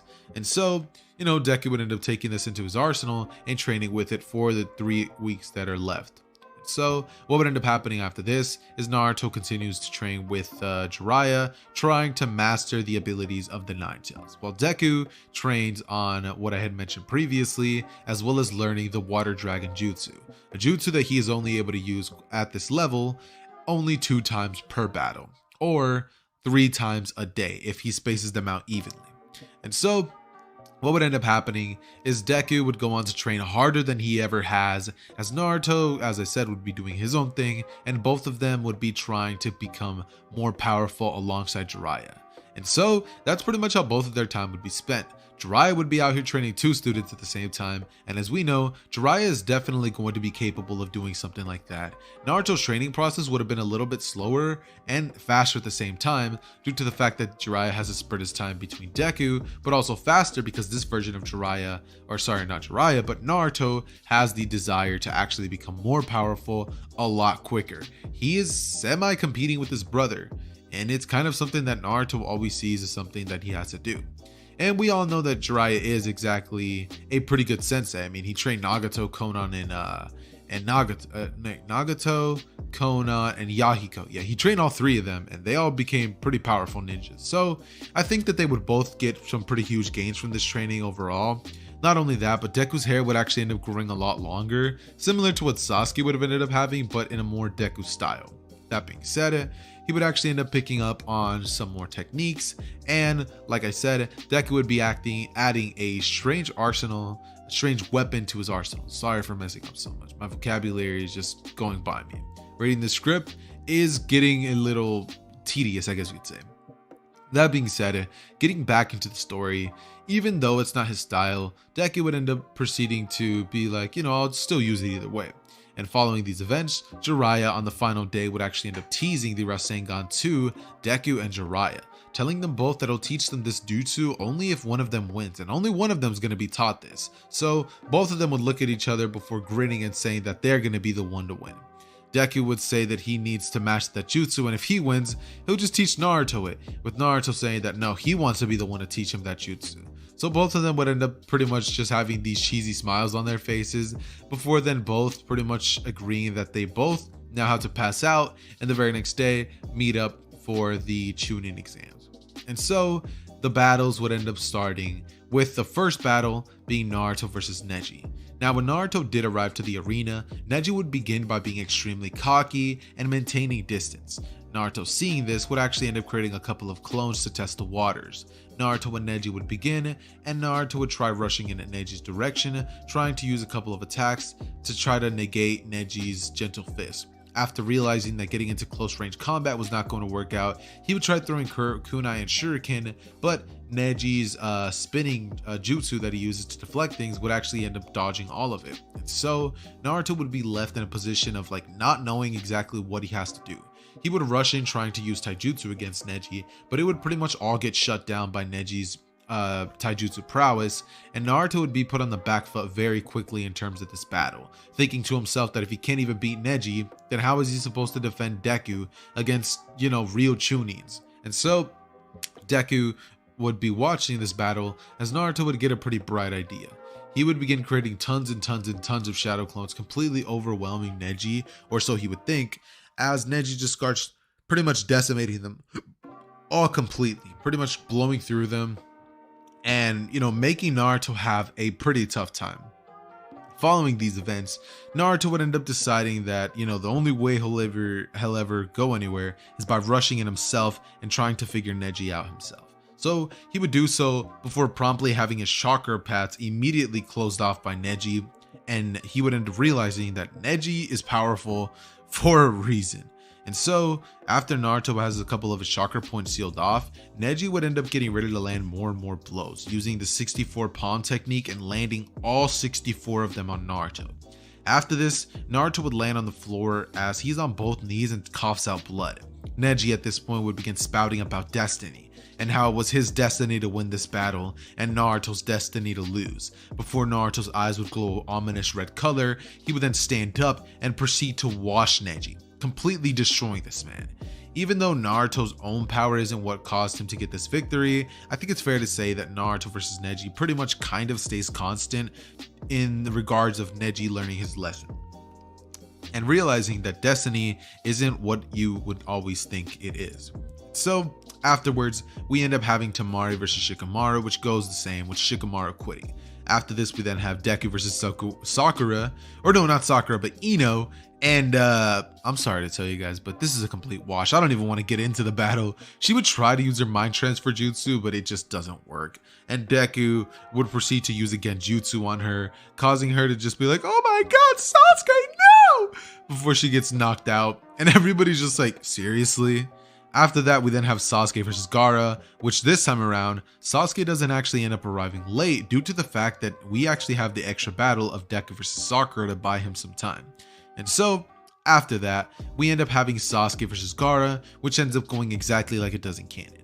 I wish I could say that this battle goes a little bit different, but it genuinely does not. Sasuke still ends up showing off the ability of copying Rock Lee's taijutsu, and at the end of the day, he was not able to penetrate Gaara's perfect defense, before abruptly taking out the Chidori and weaving the hand signs before saying, Chidori! And piercing Gaara straight in the shoulder, causing Gaara to see his blood for the first time and lose his shit. After this, we then have Naruto, watching in the stands as Gaara proceeds to scream and then run out of the arena. Sasuke begins running after him as Naruto and Deku both rush in as well. They would then see both of the Sand siblings come in as well, and it would then pretty much all remain constant in terms of the events in Konoha, meaning Hiruzen's death, Orochimaru fighting against Hiruzen, Kakashi and Guy pretty much having a little contest to see who can save more people and defeat more ninjas. So all of that pretty much ends up staying constant, so we're not really going to be covering that, and we're more so going to be focusing on along the lines of the battles between the Gaara team and Naruto's team. And so this time around, what would end up happening is Team 7 would be pursuing the Sand Squad. Now, have a little bit over 10 minutes on their way of running away from the village, Deku would actually end up staying back to fight against Kankuro, with Naruto saying if he's sure, and Deku saying not to worry about things. About halfway before they finally get to where Sasuke and Gaara were going to fight, Naruto would actually end up starting to try to fight Temari. And so, Sasuke would be pursuing Gaara before he finally ends up arriving to him, but that's the last battle we're going to be covering. So, we start off with Deku versus Kankuro. Now, the way that this battle would go down in my eyes, I believe, is Kankuro would immediately start off by revealing his puppet abilities. Obviously, Kankuro's abilities are a bit of a mystery to Deku because he's never fought against somebody like this, so he would come in more cautiously and thinking about every single thing that Kankuro does. He knows he's a puppet master, and he knows that puppet master use very dastardly techniques, I guess you could say, so he doesn't let his guard down. And Kankuro would end up trying to bait Deku into getting into a close range so he could hit him with his strongest ability, which is pretty much trapping everybody. And since Deku has already seen this in the Chunin exams, he knows to be wary of this. So he tries to keep his distance and use his long range attacks to actually weaken Kankuro over time. He does end up going into his chakra reserves, but in the end, he ends up actually defeating Kankuro by catching him off guard and quickly using the substitution jutsu, a shadow clone, and the body flicker in that order, before then revealing his brand new weapons and actually cutting Kankuro's back like in an X/ formation. He would lift both of his arms up as he cuts Kankuro and he falls onto the ground, and Kankuro from this moment forward tries to block with his puppets, but Deku then comes in and punches Kankuro right at the side of the head, knocking him out completely. Kankuro's out cold, and his puppet would then land on the ground before Deku says, "It's over," breathing heavily. He would then pick his stuff up before then running towards the direction of Sasuke and Naruto. And on his way there, he would actually realize that Naruto was fighting against somebody. This person being Temari. She's a long-range fighter, so this battle was going to be very bad for Naruto. He struggles a lot against long-range fighters, so he would be doing decently well until Deku arrives just in the nick of time to clutch this battle up and actually using something of a jutsu that by the name of water release splash bullet, knocking her down so Naruto could have just enough time to rush in there and clutch the battle up. After this, they both actually end up arriving just in time to stop Gaara from crushing Sasuke, as Gaara was pretty much lifting his arm ready to crush Sasuke after both of Sasuke's Chidori attempts would have failed. Gaara would have been coming in to punch him, but Naruto and Sasuke would both come in and use their bodies and their arms to pretty much push Gaara's attack away, saying he's not gonna hurt them. Sasuke seeing both of his teammates be right in front of him, trying to stop this attack at all costs, would end up kind of being like, wow, like these guys genuinely care about me. After this, they jump away, creating some distance before they then create a plan to have Sasuke pierce Gaara with the Chidori. Now, I would love to tell you guys that this plan ends up working out and, some crazy thing happens, but the way that I see it, it will not work. All right, so hear me out. So what would have actually ended up happening is Deku would have ended up devising a plan where Naruto was going to be acting as bait with a shadow clone. Sasuke was going to be coming in, or not Sasuke, but not the real Sasuke, but Deku transformed into Sasuke would have came in and acted as a diversion, a second one, and the real Sasuke would have came in from behind and tried to hit Chidori on the back of Gaara. However, it ended up not even piercing Gaara, and it did pierce him a little bit, but the sand just regenerated and Gaara had a smile on his face. After this, Shukaku's voice can be heard as an evil, ominous laugh would go down, and then we would then immediately see something extremely creepy actually goes down. Gaara would end up transforming into a full body Shukaku with Gaara on the top of Shukaku's head. Seeing this all go down, Naruto would say that it's about time he was able to put that Jiraiya training to use before slamming his fists on the ground after biting his thumb and releasing some blood and saying, "Summoning Jutsu!" After this, Deku's eyes would widen as he holds onto Sasuke, and all three of them actually end up landing on top of Gamabunta's head, where all of them simply overlook everything. Now, it's a Kage level battle. And Gaara, or Shukaku should I say to be more specific, would end up getting into a battle.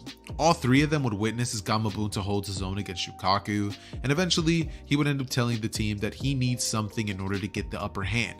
So they would all end up using their imagination, or not imagination, but their chakra to transform Gamabunta into the nine-tailed beast.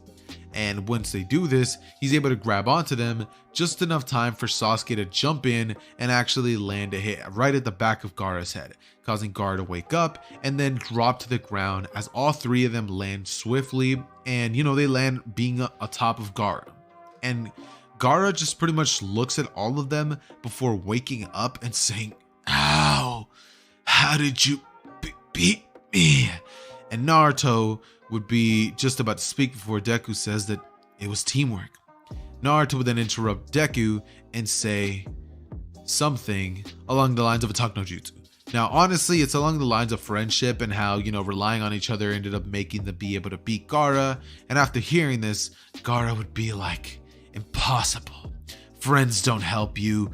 Friends don't exist." You know what I mean? Thinking all, pessimistic like about the situation before he then has a change of heart and the Sand siblings would pull up and save Gaara from his ultimate kind of torture.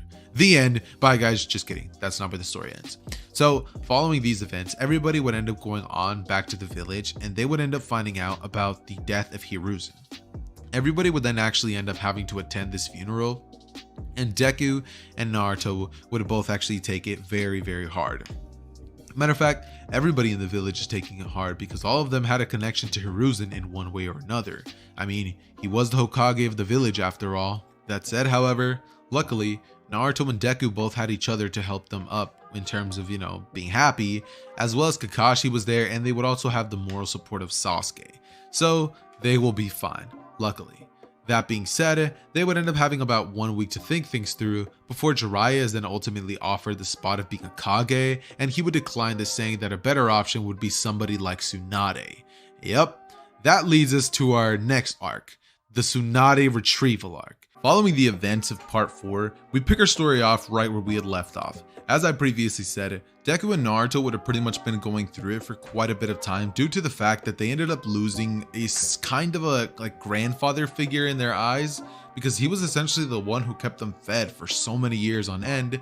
Not only that, but actually was the one who provided them with a couple scrolls to train with.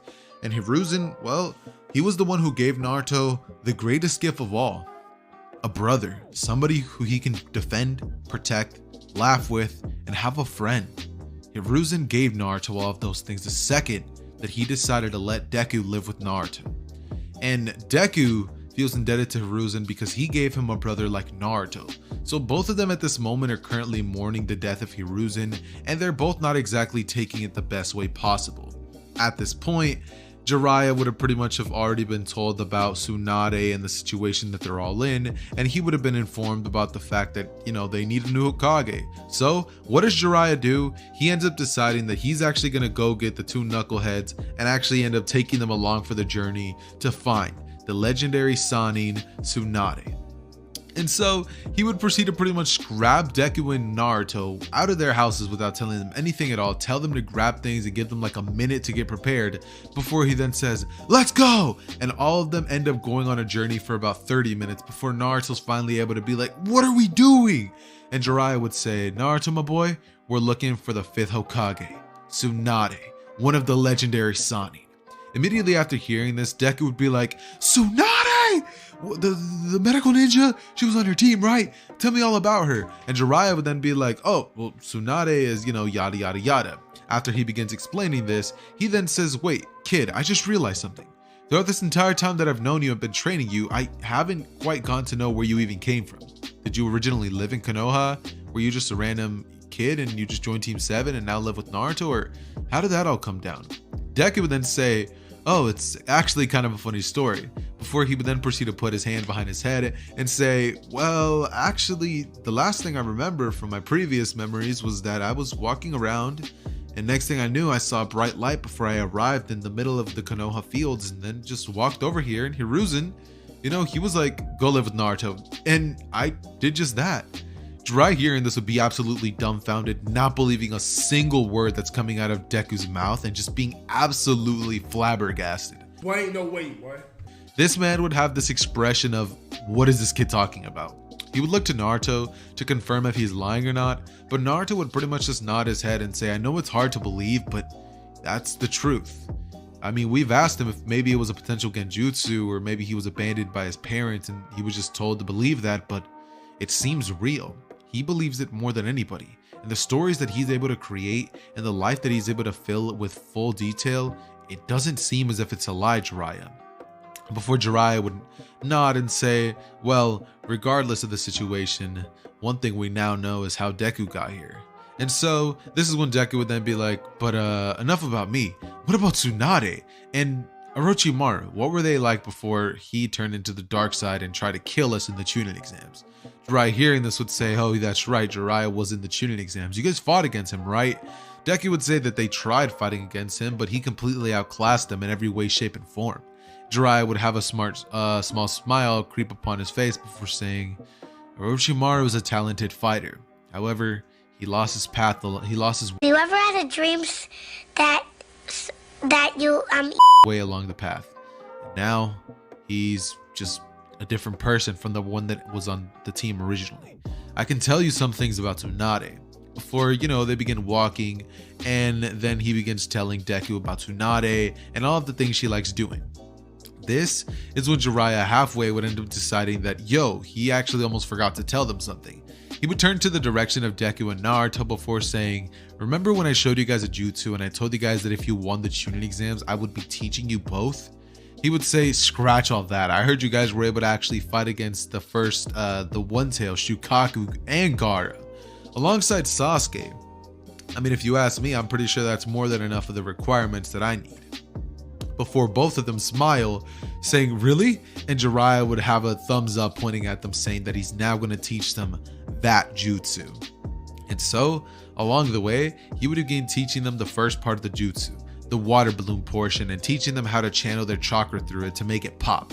And so, they would end up trying to learn this before they finally end up arriving at a nearby town, the same place where they would have ended up encountering two infamous Akatsuki members, Itachi and Kisame. And a quick note, the reason that I don't cover all of the events that would ended up happening on the village is because due to Deku being here, the story does not change at all. In Konoha, Itachi and Kisame end up fighting against a couple Jonin senseis. Kakashi gets put in a really weird paralyzed state due to Itachi's Tsukiyomi jutsu, and they end up rushing towards the direction of where, Naruto would have encountered the Akatsuki members in the original canon. So Kakashi's still messed up, and they still end up unfortunately arriving to that same town, where Jiraiya would then see a couple of beachy girls, and we'd end up deciding to pretty much go and do some research, if that makes sense. With that said, Jiraiya goes off before buying a hotel room for the squad and saying that they can just wait there. And so he would leave Naruto and Deku to their own devices. When Deku arrives, he would have barely finished learning the first part of the, balloon aspect, and he would have been absolutely tired. So he ends up passing out for about 1 hour before Naruto, he's still learning how to do the balloon portion, but he finally cracks it down before he then hears a knock at the door. Naruto would end up opening the door before being greeted to two red eyes, as well as Kisame. As soon as Naruto sees this, he would slam the door right in their faces and following this by using the body flicker jutsu to be right beside Deku and shake him into consciousness, telling him that they have to go now, before weaving hand signs very quickly and blowing a hole through the wall. Simultaneously, Kisame and Itachi would have used their own abilities to break the door down and then see both not Itachi and Deku, but Naruto and Deku running out towards the roof. They would begin running for about 5 seconds before Kisame would pretty much speed blitz in front of Naruto, and Itachi would go behind them, pretty much trapping them and saying that running away is not an option. And so they both would pretty much end up realizing the circumstances that they're in. No, God! Before Deku would suggest that, they need to work together if they have any hope of defeating these guys. But Deku would feel true fear because this time, not only is he fighting against one insanely powerful opponent, but this time they're fighting against two at the same time. And so they would both end up rushing in Itachi's direction for about 1 minute, with Itachi simply toying with them and Kisame watching in utter just rage because he wants to go at them, but he knows if he was to try it, he would have probably already killed the both of them. And so Itachi's the one who actually ends up handling the business. That being said, after Itachi gives Deku and Naruto the works, he would proceed to turn towards Kisame as one person would arrive on the scene. Sasuke. Sasuke would come in screaming, "Itachi!" before he then weaves hand signs for a Chidori and says, "Chidori!" as he comes in and tries to kill Itachi. However, Itachi would redirect the attack towards the ground, and then he would pick Sasuke up by the throat before grabbing him with one arm and saying that he's still too weak.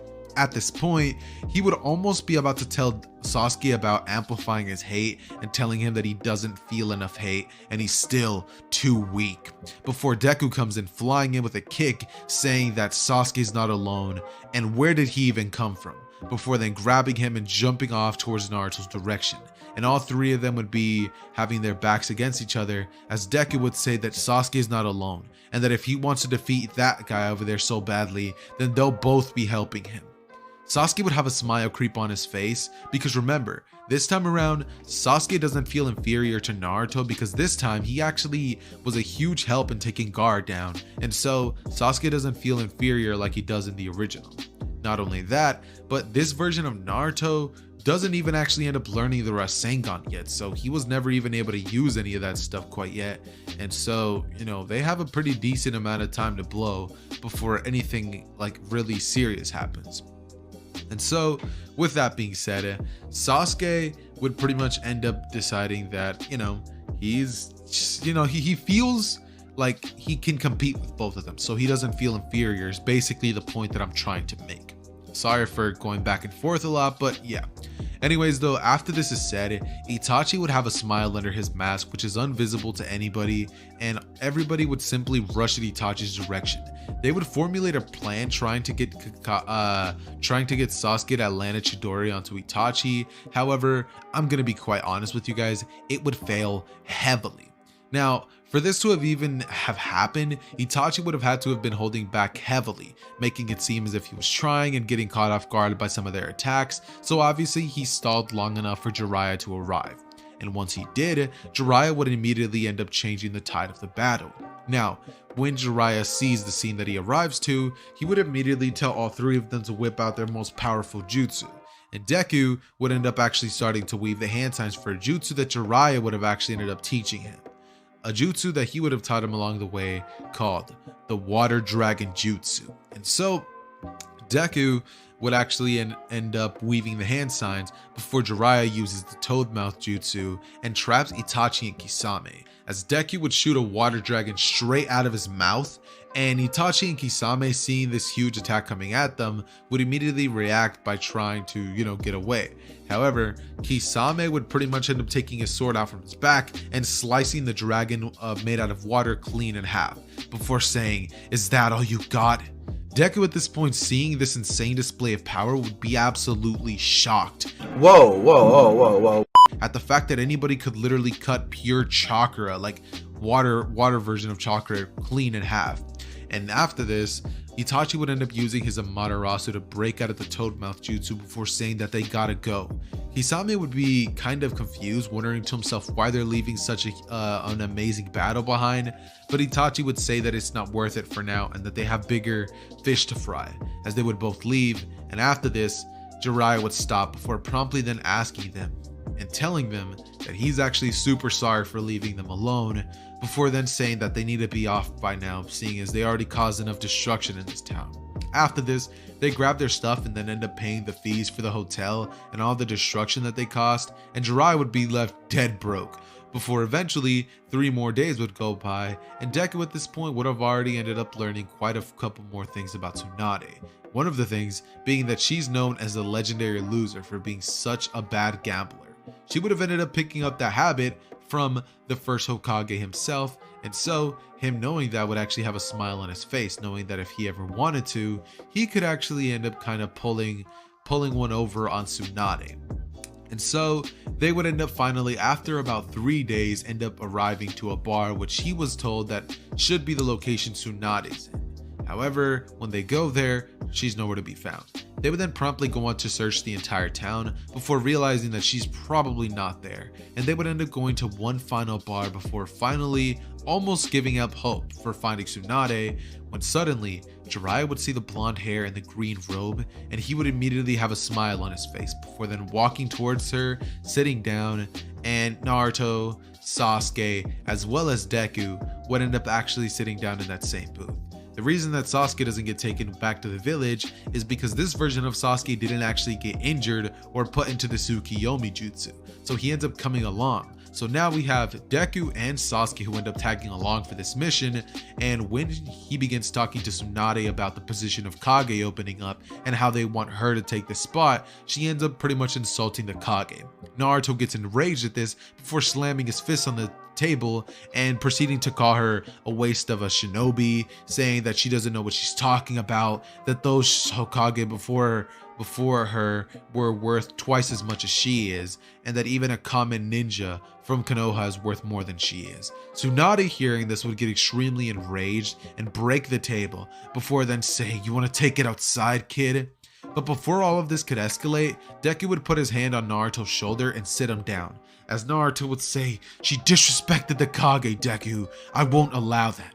Naruto would then look at Deku's face expression before seeing that Deku is clearly expressing signs of anger, but he's not freaking out half as bad as Naruto is.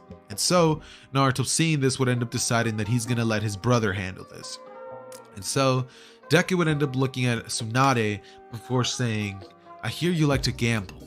How about this? We'll leave you alone, but only after you hear me out. Hidden back home, I have a stash of money, probably enough money to pay back half of your debt. Now listen, he's obviously lying. This man is bluffing out of his butt. And so right now, he's pretty much telling Tsunade that he has all this and that he could offer her. And, she obviously doesn't really believe it, but, what other choice does she really have? So, she kind of just ends up deciding that, there's nothing she can really do. And so she just is like, okay. And, she hears Deku out, and hearing the opportunity of paying back her debt, she immediately jumps on it. And Deku will then explain the catch. The catch is they're going to be playing a game of cards. If he wins, she has to come back and become a Kage. So we would have a brief 20-second, 5-minute time skip, as at this point Tsunade just lost at the card game and Deku is left there smiling. As Tsunade gets enraged, but Deku then reminds her that a deal is a deal. And so now Tsunade is angry and drunk at the same time, so she ends up saying fine. What? In a drunken manner, before then telling Jiraiya that she was actually going to be meeting Orochimaru the next day, and seeing as she's now already agreeing to be Kage, she better start telling them details such as this. So she would end up exposing Orochimaru's plan and how he wanted to have his arms healed by Tsunade, and Tsunade telling them this, they would all have enough time to plan an ambush on Orochimaru and Kabuto. So the next day would come around when suddenly Kabuto and Orochimaru would be in a certain area, and Kabuto would be a distance away just watching as Tsunade performs a strange jutsu that doesn't seem to be amongst the medical ninjutsu type of area. And so Kabuto, recognizing this, would throw kunai in the middle of Tsunade and Orochimaru, before then saying that she just basically signed a contract for her death, saying that he was not going to be allowing Orochimaru to be tricked that way. And so she would go in for the offensive attack, before Jiraiya then jumps in and he goes on to pretty much hit Orochimaru so far that they would end up rushing towards his direction. Deku, Naruto, and Sasuke would follow along, as once they arrived to this strange field area, they would all end up getting into their positions to fight. And so everybody would start having their own battles. This time around, it wouldn't be Naruto versus Kabuto, but Naruto, Deku, and Sasuke versus Kabuto. In the original, we saw Naruto doing quite well against Kabuto, and seeing as this time he's now going to have to fight against 2 extra people, I think Kabuto's chances of winning pretty much went down to a blatant 0, unless he pulls something out of his pocket, which was just never seen before. But honestly, I doubt Kabuto could win this encounter whatsoever. That being said, Tsunade and Jiraiya would be doing quite well, that is, until Orochimaru lands a blow on Jiraiya, which causes some blood to splatter, and once she sees that, Tsunade absolutely loses her shit. At this moment, she begins to pretty much tremble in fear, and Naruto, noticing this while he was fighting against Kabuto, would say, "Deku, take it from here, don't let Sasuke down," before Deku would say he's not planning on it. And at this point, Deku would actually end up revealing one of his hidden blades before going in to attack Kabuto and piercing him right in the gut, causing Kabuto's movements to be more sluggish and slow, causing Sasuke and Deku to have much an easier time. And as this is all happening, Naruto would pretty much proceed to start screaming at Tsunade, telling her that she needs to snap out of it, as he would then say that she's a pathetic excuse for a Kage, before cutting his hand and blood would spew out of it, and he would say, "This is nothing. A Kage should never be scared of this. You're a medical ninja. Do what a medical ninja should do. Heal Jiraiya." And Tsunade, hearing this, would have a smile creep around her face, before she then sees the image of her younger brother in Naruto, and she would then say that he wouldn't have wanted her to be upset in her own mind, before then standing up and rushing in as she would summon her summoning, and she would then begin to fight against Orochimaru on a more even playing field. And so they would begin to force Orochimaru and Kabuto against a wall, leading to Orochimaru using the reverse summoning jutsu to actually get themselves out of there as quickly as possible. And after that, one person would have actually ended up taking a keen interest in the battle that had just taken place. That person being Izuku Midoriya.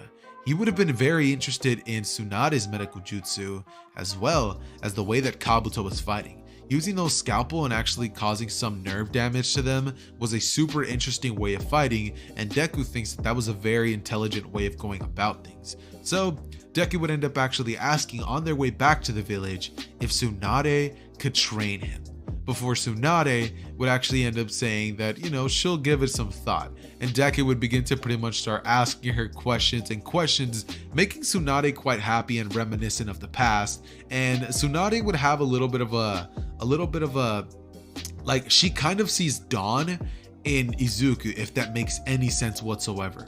Izuku is kind of making her feel the way that he did, not like in terms of like emotionally romantic, but more in like a happy type of way. Because, you know, Deku makes it feel as if, you know, all of the worries that she's had for the past couple of years are kind of gone.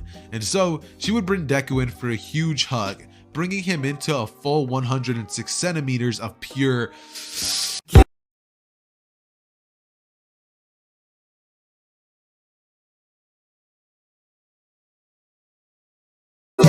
You know what I'm talking about, the iggly bigglies, the jiggly tigglies. So yeah, Deku would end up passing out, and Naruto then has to carry him on his back all the way back to the village.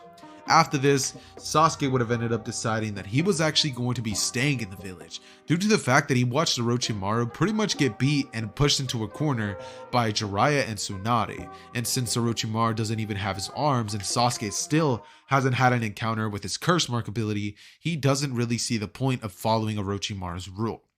Normally in my what ifs, I don't have Sasuke go off because of personal reasons, but this time it just makes sense. There is zero indications for Sasuke to want to go to Orochimaru whatsoever. And so Sasuke would actually end up staying. And when he does stay, he would end up training for Kakashi for about a week, getting stronger day by day, as Deku would have started his own training with Tsunade personally, and Naruto would have gotten some extra lessons from Jiraiya. So they all definitely get some miniature boosts. However, they all remain having good times for a period of time until eventually Orochimaru would send the Sound Four to arrive and kidnap Sasuke, leaving us in the next arc of the story, the Sasuke retrieval arc. We pick our story right back off after Sasuke had just been kidnapped by the Sound Four. Now, like I said in the previous story, Sasuke would have tried to put a fight against them, but it was 4 against 1, and ultimately Sasuke is not skilled enough yet to take them down. So, through the cover of the night, the Sound 4 were able to take Sasuke away, with nobody being none the wiser.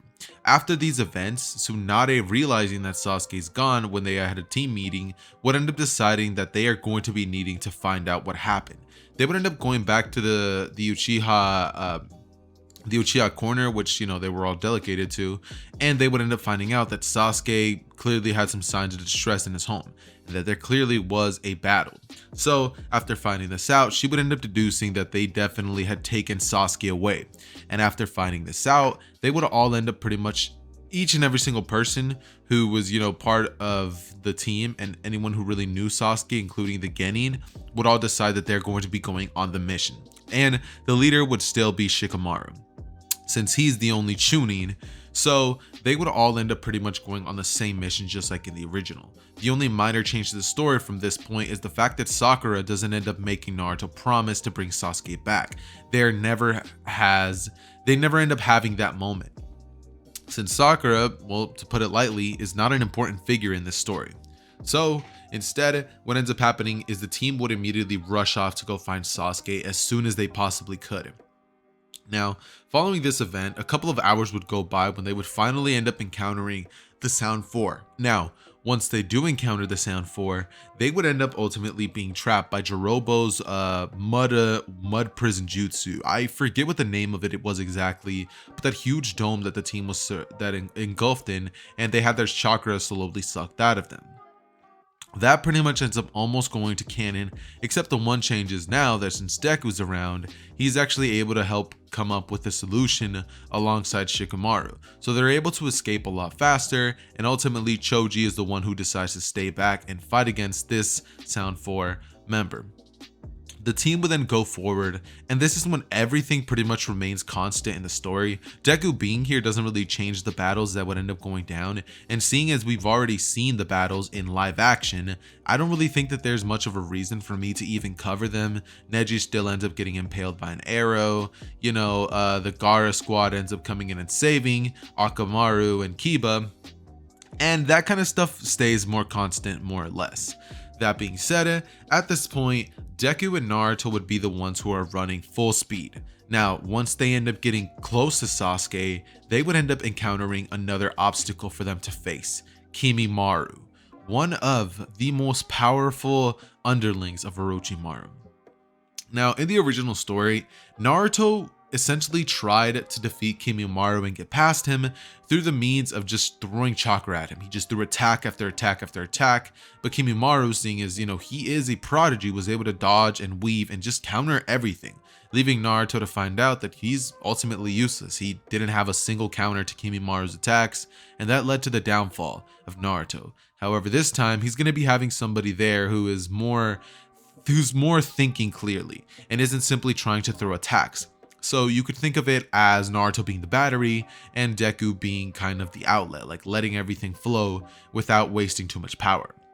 So instead of Naruto just, you know, surrounding him with tons of attacks and just ultimately failing, Deku would suggest creating a bunch of Shadow Clone Jutsus to try to attack Kimimaro to keep him distracted for a bit and for them to have enough time to be devising a plan. Now, from this point forward, they would proceed to start creating a bunch of plans, and Deku and Naruto would both end up pretty much being like, okay, how do we pull this off and how do we defeat Kimimaro? The plan would go as follows.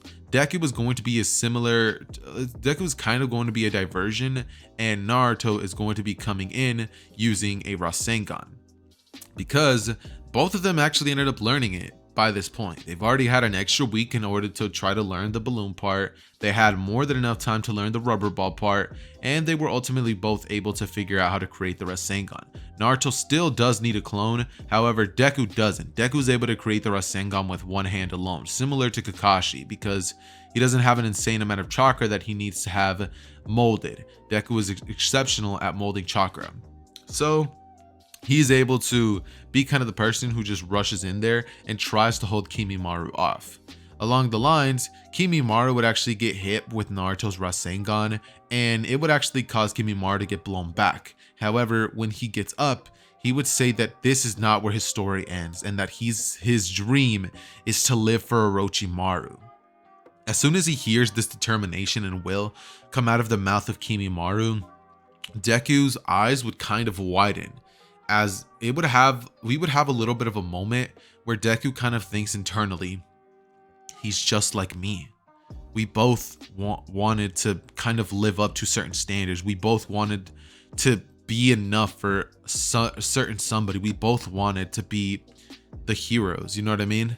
Deku sees this in a way that, you know, he wanted to live for All Might, and All Might was his dream and his hero, and Orochimaru is Kimimaru's dream and his hero. So after hearing him say that, he would think, he's just like me.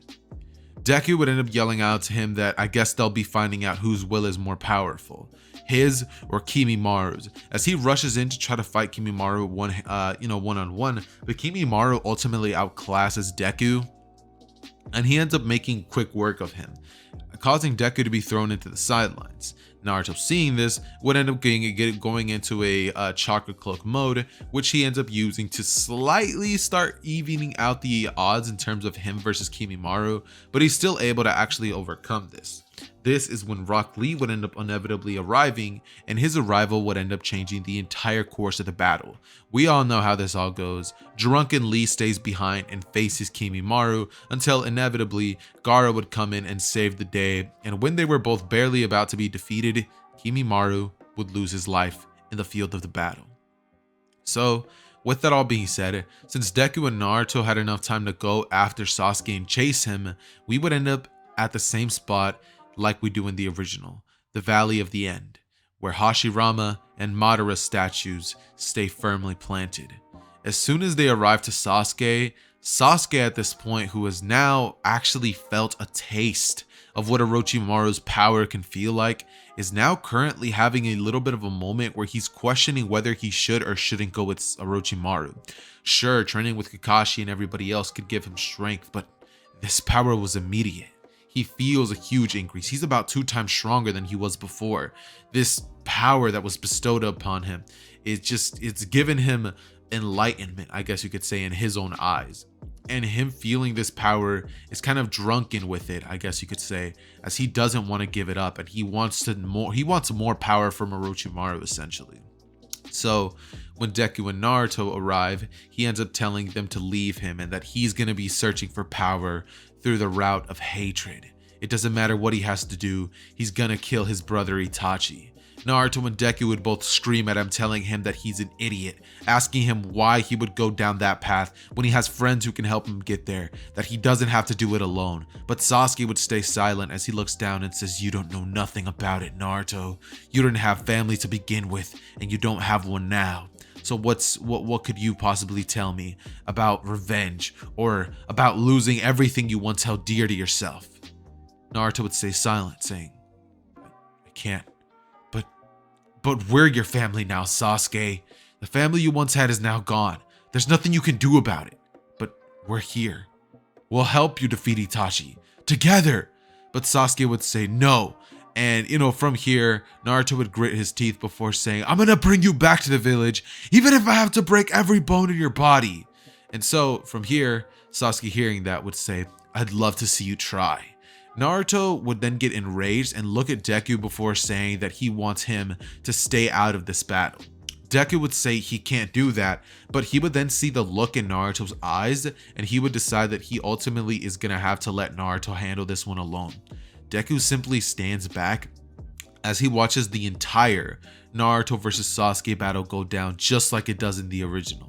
This time, it's actually a little more powerful on both ends because this version of Sasuke is a little stronger than the one in the original, and this version of Naruto is also a little bit more powerful and tactically sound than the Naruto that we have in the original. So the battle is a little more or less the same, but their attacks are a little more powerful, if that makes sense. That being said, this is when the Naruto and versus Sasuke fight would end up ultimately coming to a close, when Sasuke would end up activating his Curse Mark Stage 2, and Naruto would end up activating his one-tailed Chakra Cloak. He would end up rushing in at Sasuke as they both scream each other's names, and it is during this fight that Naruto and Sasuke would both realize just how similar both of them truly are to each other, and how much they both had in common. Because through battling with fists, they both kind of spoke to one another and were able to realize things about each other that they didn't understand before. And Sasuke is kind of having his will to leave the village weaken little by little as the battle goes on, with Sasuke ultimately actually wanting Naruto to have won. But after the clash was over with the Chidori and the Purple Rasengan, Sasuke ultimately stands atop as Naruto would actually sink into the water and Deku jumps straight into the pit as he grabs Naruto out of the water and drags him back onto land as he sees Sasuke standing in the rain, and Deku would put his hands up before saying, "Naruto may not have been the one to take you in, but I will. There's no way that even with that power that you have currently, you'll be able to defeat me." And at this point, Sasuke's Curse Mark 2 state would start kind of eating away at him, so he would be forced to pretty much deactivate it. Before Sasuke then has his 2 Tomoe Sharingan activated in both eyes, he would say, "Try it." Before, at this point, Deku then rushes in and pretty much ends up fighting against Sasuke, trying to hold him off as long as possible. But one thing that is ultimately clear to both of them is Deku is completely outclassed at this point. Deku at this point does not have the power or the resolve or anything that he needs to make sure Sasuke stays for any longer than about 5 minutes. So the battle would pretty much be a very quick one, where Sasuke is essentially beating on Deku blow after blow after blow, destroying him and weakening his will as the time goes on. The only reason that Deku would have stayed standing for this long is because Naruto wouldn't have ever forgiven him, or he thinks, if he were to let Sasuke go. So that would kind of push Deku to stay standing even when he felt as if he couldn't. And that would have actually ended up being one of the greatest things Deku could have ever done. He stood up for what he believed in, and he didn't let his friend go. As we know in the story of My Hero Academia, Deku views friendship and relationships as something close, something that should be cherished, something that is important to his figure, something that Deku lives by. So by the same, merit, we have Deku at this point now trying to hold off just long enough so that Sasuke could kind of come back to the village. But having this realization of him being too weak, it would definitely hit him. It would hit him where it hurts this time. However, one person would end up arriving to the battlefield that would end up changing the entire course of Naruto history. Kakashi Hatake. He ends up arriving and seeing Naruto pretty much passed out and seeing Sasuke beating on Naruto. However, as soon as he sees this, he would reveal his Sharingan and rush down as he would proceed to knock Sasuke out and drag all three of them back to the village, as well as an Anbu team would come in and pretty much help with the healing of everybody else who was hurt in this battle. The Sasuke retrieval arc would be over, and this time it's going to be causing major changes in the story of Naruto. A couple of days would go by, and Naruto and Sasuke, as well as Deku, would all kind of be healed. Sasuke would be one of the last ones to wake up, but when he does open his eyes, he would see three figures standing over him: Kakashi, Deku, and Naruto. As he would remember everything that had happened, he would have pretty much been seeing these events play through his head over and over and over and over.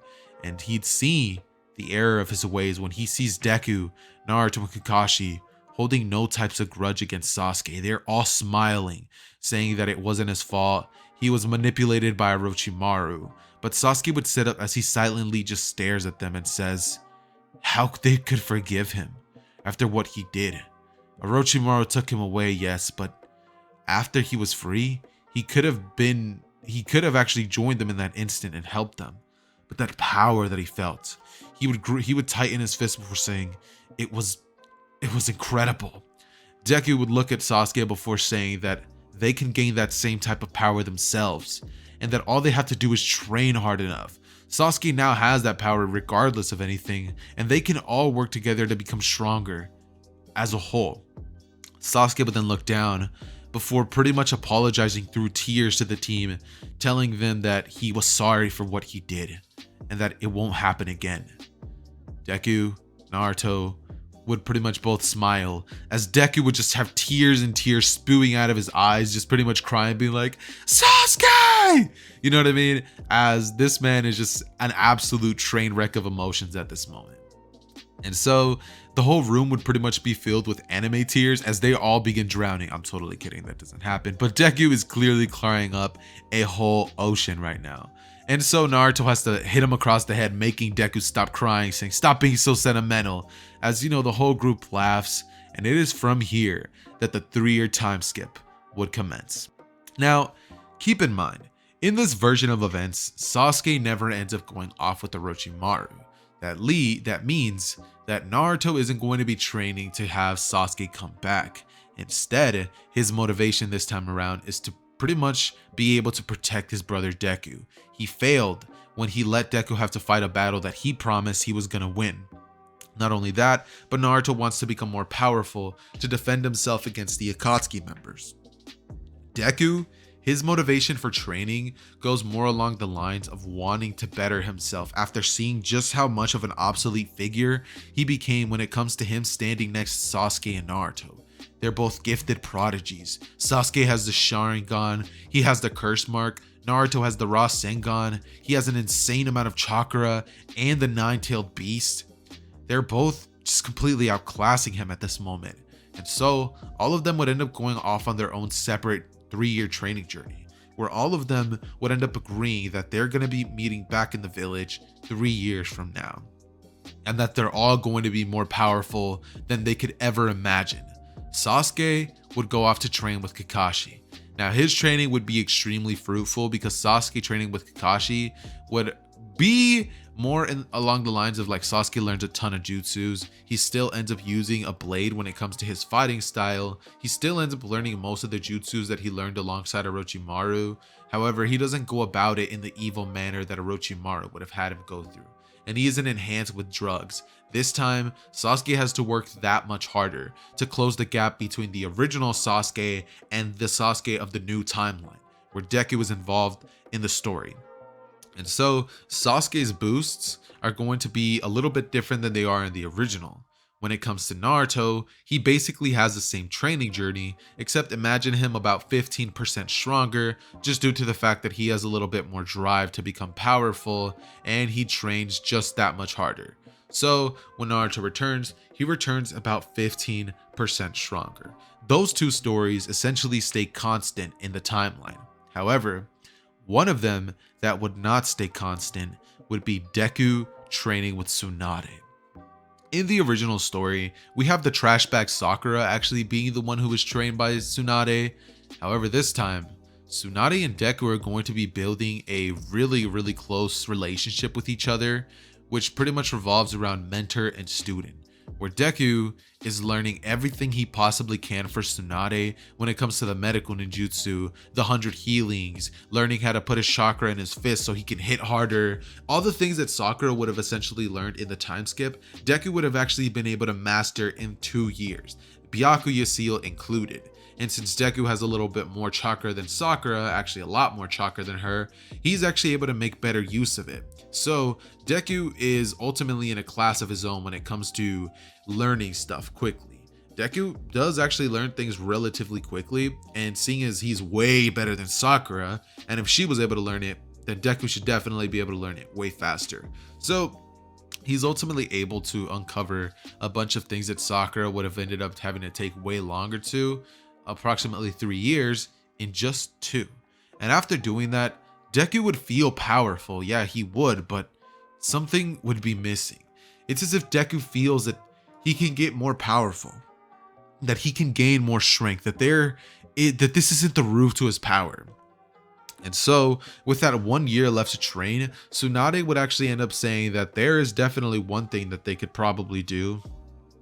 Deku would ask what that is, and Tsunade would say that she ended up going through a training process in the land of the slugs. As Deku asks what she means, she would ultimately end up telling Deku that when she trained, she tried learning slug sage mode, and she ultimately failed. She wasn't skilled enough to actually master slug sage mode, and so she kind of ends up having an imperfected version of it instead of what she could have had. So Deku is pretty much thrown in that place for an entire year trying to master slug sage mode. Or if we want to make it sound cooler, then we could call sage mode Namekuji sage mode, which is pretty much literally the translation of slug to Japanese. But during his journey there, Deku was not able to master the original slug sage mode style. However, there was another form of sage mode that Deku and all the other slugs had not really accounted for. Umiyushi sage mode, which basically literally translates to water slug. And yeah, since Deku in this story is kind of going to be like think about this. Look, let me explain. Sasuke is scissors, Naruto is rock, Deku is paper. Naruto is wind, Sasuke is lightning, Deku is water. Think about that for a second. It makes perfect sense. And Deku not being able to master the original sage mode, just like Tsunade was, would actually make sense as well. So when he ends up finding out about Umiyushi sage mode, he ends up pretty much ending up learning this one way faster. It was akin to his nature, the water nature that, you know, he pretty much already has. So he, instead of learning the normal sage mode, would end up learning, as I said before, Umiyushi sage mode.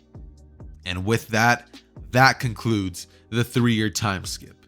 Next part, we're going to be going into the Gar retrieval mission. One thing I forgot to mention in the previous part is that Team 7 actually ended up making a promise to meet up at a certain place when they all inevitably came back in 3 years' time. And not only that, but they had a time to meet each other at that place as well. The place that Naruto and all of us love so much, Ichiraku Ramen Shop. So Team 7 would pretty much all end up meeting there, meaning Sasuke, Deku, and Naruto. And, you know, Deku would be the first one there since he literally lives in the village. Sasuke would be second, and Naruto would be third because he ended up jumping on top of the hidden village and he pretty much started declaring that Naruto Uzumaki has returned. And so, with all of that said, they all basically end up meeting at Naruto's favorite ramen shop where it all began. And they all begin talking about their experiences and how the 3 years went and how much power each individual has gained since they started training. Naruto would be the first one to talk, seeing as he's the most extroverted one, saying that he saw so many things and learned so many incredible new jutsu. Not only that, but he actually ended up learning a couple more fundamentals when it comes to being a ninja, and Jiraiya pretty much ended up polishing a bunch of Naruto's basic skills. He also became a lot more powerful, and Naruto this time around is actually feeling himself quite a bit. This version of Naruto, instead of having the same outfit that he has in the original, would actually wear more of like a really cool cloak outfit that's like black and orange at the same time. It looks really cool, and I honestly don't have any pictures to show you guys what I'm talking about, so just imagine Naruto with a really cool outfit and it's like orange and black, right? That being said, the next person to speak about their adventures would be Deku, saying that training with Tsunade, yeah, definitely not easy, but well worth it. Not only that, but the training with Tsunade paid off a ton. Now he's probably able to keep up with both of them with those abilities that they use in the Valley of the End. Sasuke would look down before saying, yeah, Naruto, in the Valley of the End, I was actually the strongest, and I'm pretty sure things have stayed that way. Deku and Naruto would look at him and say, no way, things have not stayed the same. We definitely way more powerful than you now. As Sasuke would say, oh yeah, I mean I trained with Kakashi, he knows over 1,000 jutsus, and you all know how powerful he is. You know, Naruto and Deku would both say, alright, but he's no legendary Sannin. And Sasuke would pretty much grimace as he says, well, he had a Sharingan and he helped me get even better at it. And, you know, Sasuke would pretty much end up telling them that he got very powerful with a smirk, saying that he's strong, and then they would all begin to burst into laughter. Suddenly, the group would then be interrupted by Jiraiya, who would pretty much ended up using the body flicker technique to appear, also saying that Tsunade has requested to see all of them. Immediately after hearing this, Naruto would end up chugging the entire bowl of ramen before saying, old lady Suna, before he pretty much grabs his thing and says, let's go. And all of them would end up making their way towards Tsunade's Hokage tower. They would end up meeting with Tsunade before promptly Naruto, seeing Kakashi there, would end up giving him a special gift that he and Jiraiya both made for him, the Makeout series book. And Kakashi, seeing this book, would immediately widen his eyes as he's like, oh my god, thank you, and he leaves. Following this, Tsunade would inform the three of them that they now have 2 hours to prepare for a fight between Kakashi and a very special someone. And the team, after hearing this, would think, okay, 3 hours is more than enough. As the group would nod, and they would pretty much end up starting to spar with each other, noticing how much more powerful each and every single one of them has gotten, with smiles, with Naruto and Sasuke both noting that Naruto is actually a lot more refined when it comes to his basic abilities. Sasuke has got a lot smarter. Not only that, but he has so many jutsus now, and Deku, he has gotten so much physically stronger. His punches are even harder than Tsunade's, and that's something that definitely ended up shocking the both of them. Sasuke would not have been the same person that he was when he left the village and when he returned. He's not going to be the same emo type person, and he now smiles more. He now feels more of a brotherly bond with Deku and Naruto, as they do as well with Sasuke. They all feel as if they kind of connected. They're bonded. They're brothers. They feel a genuine connection with each other, and it's something that definitely is going to be driving the story forward. However, all of them would finally end up wrapping up before Kakashi and a certain someone, Yamato, would arrive. Now, when Yamato and Kakashi both arrive, Kakashi would look at Sasuke before saying that he shouldn't hold back against them, and Sasuke would smile before saying, wouldn't dream of it. As from this point forward, Team 7 would proceed to absolutely wipe the floor with Kakashi and Yamato. It was not even a competition. Deku, Sasuke, and Naruto haven't been in hand-to-hand combat in a while together, but the second that they started, it was as if something clicked, and instantly they all knew what moves they were going to be using before they even did it themselves. When Deku started, he punched the ground, causing Yamato and Kakashi to be thrown off guard. Sasuke immediately whipped out his Sharingan and began tracking the movements of each and every individual rock. Naruto himself created a bunch of shadow clones that began overwhelming Yamato and Kakashi, and all in all, they would begin promptly destroying, dismantling failing and utterly making Kakashi and Yamato look like goofballs. Remember how Sasuke was able to do it himself against Naruto, Sai, Yamato, and Sakura? Yeah, this version of Sasuke is pretty much almost as strong as that one. Not only that, but now he has the help of Naruto, who is like 15% stronger than the one in the original, and Deku, who is the more useful version of Sakura. Way more useful. That being said, they would both pretty much shortly after end up getting up and saying that they are too powerful, before Tsunade and Jiraiya would smile, saying that their own individual students definitely ended up getting a lot of power. That said, everybody would be dismissed, and it's at this point that they would all go home, before shortly after, a letter would arrive by means of a crow, would pretty much be warning them about the Sand Village's situation and how they need the Hidden Leaf Village help to go retrieve the Kazekage Gaara. As soon as, Tsunade sees this, she would immediately call forth Team 7. And as soon as Naruto, Sasuke, and Deku all hear about Gaara's situation, all of them would immediately have flashbacks of their battle against Gaara, on top of Gamabunta, Sasuke's Chidori to wake Gaara up, and the final interaction that they all had. They would all individually have their own motives as to why they want to save Gaara, but ultimately, they all feel a sort of connection towards him. So, they all want to go. Immediately, the team would begin heading off towards the land of the sand, and once they do inevitably end up arriving, they would pretty much get there to a sight of Kankuro being dangerously sick and poisoned due to Sasori's poison attacks with his puppet jutsus. That said, this scenario would actually go a lot better than it does in canon, because this time around, Sakura is not the one healing him, it's Deku, someone who is way more competent. So, with Deku being there, he's actually able to change things a whole lot very, very quickly. As soon as they would arrive and Kakashi would have met eyes with Lady Chiho, she would attack him thinking that it was the White Fang, before promptly informing her that nah, it's not the White Fang, but it is his son. Lady Chiho would calm down, and shortly after, Deku would end up rushing over to Kankuro, before then having a little bit of a reminiscent, before thinking back to when he fought against him, back in the Chunin exams, and thinking about how things have changed, saying that he hasn't changed much, before he then proceeds to take out his medical tools, and Lady Chiho goes on to pretty much tell Deku about Sasori's poison and what she believes is in it. Deku, immediately hearing this, would pretty much be able to create a concoction to heal Kankuro, and as soon as he wakes up, he begins to inform them all about what ended up happening, and pretty much ends up filling them in on how Sasori uses tons of poisons and says that they went in that certain direction. At this point, Deku would turn towards Naruto and Sasuke, saying that they should be the ones to take on Deidara, the one who actually was able to take out Gaara, and he's going to be the one focusing on Sasori. Seeing as he's a poison user, he can't risk them getting hit with poison, and Deku has a bit of a poison resistance with himself as well as a medical ninja, so something like that shouldn't affect him too much. They would both argue before saying that it's not fair he gets to fight one person alone, but Deku would say that this is not something that they need to argue about. They are here to save Gaara, not to fight some powerful opponents, also saying that he won't be alone. Lady Chiho's coming with him. Lady Chiho hearing this would be shocked, being like, "What, me?" And Deku would say, "It seems to me like you know a lot of information about him.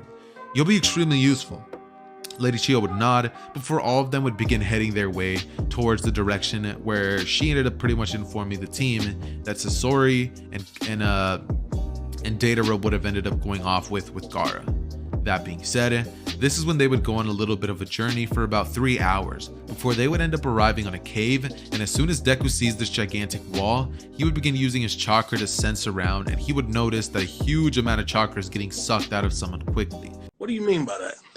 So Deku would immediately channel chakra through his fist before then abruptly punching the wall and breaking it down.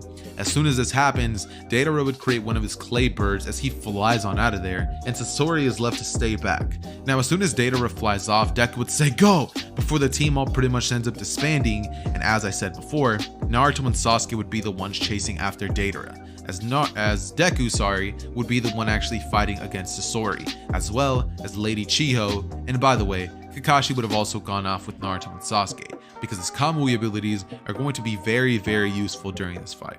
Keep in mind, as I said before, Sasuke is pretty much almost as strong as he was in the original, and since original Sasuke was able to solo Deidara by himself, I'm pretty sure you guys should be able to make that quick connection that Sasuke, Kakashi, and Naruto together will definitely be able to pose more of a threat than what the original battle was looking like in the canon storyline. That being said, as I said before, Deku was left to face off against Sasori. And he does this in a way better way than Sakura, because as soon as things start, he's able to realize that, Sasori is not somebody that he's going to be able to play with. So as soon as the battle begins, Deku would realize he's going to be needing speed and thinking quick for this battle. This is not something that he's going to be able to take lightly. So immediately, Deku would close his eyes before activating Umiyushi Sage Mode. And from here, Deku would then proceed to immediately open his eyes as he has this strange blue aura around himself. And at this point, he would rush in Sasori's direction before Lady Uchiha would guide him and say, "Dodge!" Deku would do so before dodging the blow from Sasori, and Lady Uchiha would begin dodging him through a bunch of his attacks. A bunch of them would be able to be dodged by Deku, however, he would actually end up getting scraped right on the arm and poisoned quite a bit. Deku would take the antidote, saying he was prepared for this and that he took one 30 minutes before and one now just to be safe, to build a little bit of an antibody to his poisons. He would start slowing down due to the fact that the poison still was slightly taking effects, but ultimately he would still have more than enough speed to be keeping up with Sasori. And so they would end up getting into a battle in which Lady Uchiha guides Deku more and more as the battle goes on, and Deku would finally end up figuring Sasori out, saying that this battle is now over, before he then rushes in and breaks Sasori's puppet, revealing the true puppet of Sasori. And at this point, this is when Lady Uchiha would end up pretty much getting involved with the fight, before out of nowhere, Sasori would choose to actually end up being the one who ends the battle himself, by ultimately committing seppuku. I believe that's the word for suicide. Do me a favor, shut the in Chinese, or Japanese, sorry. But yeah, that being said, on the other side, the other three were pretty much able to clap Deidara, and they pretty much ended up stopping him from even trying to commit seppuku when he tried to use his C0 bomb. Kakashi would actually have been the one to combo all of him away, because his abilities with the Mangekyo Sharingan are way stronger, because this time around, he trained with Sasuke. And, as soon as Sasuke began catching up to Kakashi ended up deciding that he's going to be needing to get a lot stronger, realizing that after Minato's death, he definitely slacked off a lot when it comes to his training, and that if he didn't work this hard, my guy probably would have already been way stronger than him. So this version of Kakashi is a lot more powerful and a lot more in tune with his abilities of combo. And so they finally all of them end up completing their battles. But once this is over, Deku would rush over towards Gaara's body before then beginning to shake him, saying, "Gaara! Gaara, wake up! Gaara!" And Gaara would pretty much not be responding whatsoever. Deku at this point would have a couple of tears going down his face, saying, "We're too late," before he then begins to use his chakra to try to heal Gaara, trying to give Gaara any chakra that he possibly can, trying to keep him alive. He would begin trying to pretty much pump Gaara's heart with chest compressions, chest compressions, chest compressions. If you guys get that reference, please comment it down below. But anyways though, he would proceed to essentially lose his shit basically, as he realizes that there's nothing they can do. Gaara, he's dead. And so we would end up having a different event happen, where Lady Uchiha this time, she ends up pretty much putting her hand over Deku, saying that her time is over. She's nothing but an old lady at this point, and since she held a hand in killing her own grandson, she thinks that it's about time that her life was put to rest, before she would then weave some hand signs and use all of the life force that she has left to transfer it over towards Gaara. And now Gaara is revived, leading to Deku giving Gaara the biggest hug in the world, and they would ultimately end up completing their mission, making their way back to Konoha, where all of them on their way back would end up pretty much taking Gaara back to the Hidden Sand Village, where Gaara would pretty much be praised by everybody, and Team 7 would pretty much have a whole banquet held in their honor for saving their Hokage, their Kazekage, sorry. And so they would end up doing all of this, with on their way back, them encountering a certain somebody that I'm pretty sure many of us are familiar with, and a top tier favorite character, Itachi Uchiha. Now on their way back, they would have ended up running into Itachi, or more specifically, an Itachi clone, and the person who ran into him was Sasuke. What did he say? Itachi would be standing in the shadows, and Sasuke would pretty much look at Itachi before saying, "So, looks like you came to me," before Itachi would then look at the direction of Sasuke, saying that he's too weak, he doesn't have enough hatred. By the way guys, if you guys hear a loud truck outside, I do greatly apologize. I can't really control it though. That being said, Itachi would end up being like, Editor, please make sure that you put a big truck when I said that. But anyways, that aside, Deku would pretty much end up seeing Itachi, and he would say, "So you're back," before then rushing in, and Itachi pretty much ends up deflecting the attack. Itachi would then say, "So it appears that you chose love instead of hatred when it comes to getting power. You're weak, Sasuke." However, Deku and Naruto, hearing this from Itachi's mouth, would both pretty much end up standing side by side of Sasuke, before they then say, "Of course he looks weak whenever he's next to us, because when he's with us, he doesn't have to fight alone. When he's with us, it's not going to be you versus Sasuke, except you versus the three of us." As Itachi would have a slight smile under his mask, and at this point, he pretty much proceeds to like fly away in terms of like turning himself into a crow. For at this point, Sasuke would look at his two, kind of brother figures and say thank you, before both of them would say that they don't have to thank him for anything. It was nothing but a clone anyways, and if it was the real one, they would have quickly taken Itachi down, because the three of them are more than strong enough to save Sasuke from the cycle of hatred. As all of them would smile and promptly end up returning back to the village, where all of them end up arriving and finding out about the ultimate death of Asuma, the sensei of Shikamaru. Once they find this out, Naruto ends up pretty much falling into a state of like going over to Shikamaru's house and telling him that, he's sorry for his loss, and that, he doesn't know what it feels like, but if he ever needs anything, he'll be there. And at this point, Jiraiya has already made his way towards the land of the rain, because, he's in search for the leader of the Akatsuki, as he believes. And since in this version, Orochimaru isn't a big deal to them, they don't actually end up having the Tenchi Bridge arc, where they end up searching for Sasuke since, as I said before, Sasuke stayed in the village. Well, no. With the time that they have now to pretty much return to the village and unwind, all of them are able to pretty much take a little bit of a break from missions and traveling, and all end up pretty much settling down for quite a little bit of time, before Shikamaru's squad would end up pretty much trying to go off and handle Hidan and Kakazu, and Naruto would end up learning of the death of Jiraiya Sensei. As soon as he hears this, Deku and Sasuke, both hearing the same news, would both immediately go over to console Naruto and trying to help him get out of this slump state that Naruto would find himself in for a brief period of time. Following these events, this is when Naruto would finally end up deciding to learn and master a certain jutsu, the Rasengan. He, Yamato, and Kakashi would begin working on the Rasen Shuriken, and Naruto would be doing a lot better, saying to himself that Jiraiya would never have wanted him to be sulking. Instead, he would have wanted him to grow stronger and move past his death, use it as motivation. Naruto would wipe his tears, before then Kakashi would begin to explain to Naruto the truth about the Rasengan, and how it's an incomplete jutsu, and that the Chidori actually stems from the Rasengan itself. By the way, guys, really quick, I just want to say, if you guys hear brief talking in the background, I do genuinely apologize for that, but there's nothing I can do, seeing as right now we have a family over, so it's kind of hard, and I decided that I might as well record a video than not record a video, so yeah. Anyways though, they would pretty much finally be able to console Naruto, and when this is all happening, Sasuke would have pretty much simultaneously have gotten a letter, which would have pretty much ended up going kind of in the means of Itachi sent a crow out that gave Sasuke a letter telling him to meet him at a certain place 2 days from now. And at the same moment, Kakazu and the Naruto situation would be going down. So Deku would actually, how do I put this? Deku would actually have, been knowing at this point that his brother Naruto is working on his Rasen Shuriken and already promptly ended up mastering it.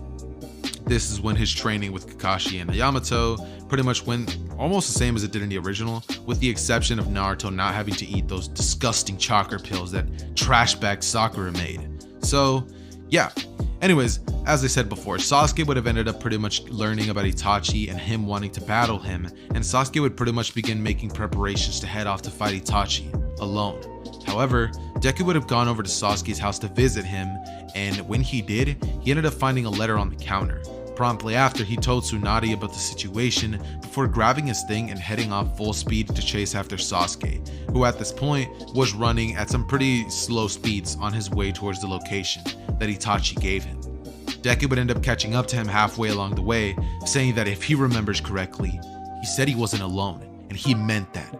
Deku would then look at Sasuke before saying, "You're not gonna stop me from going with you, and I won't get in the way, but I will be there in case anything goes south, in case Itachi brings more members."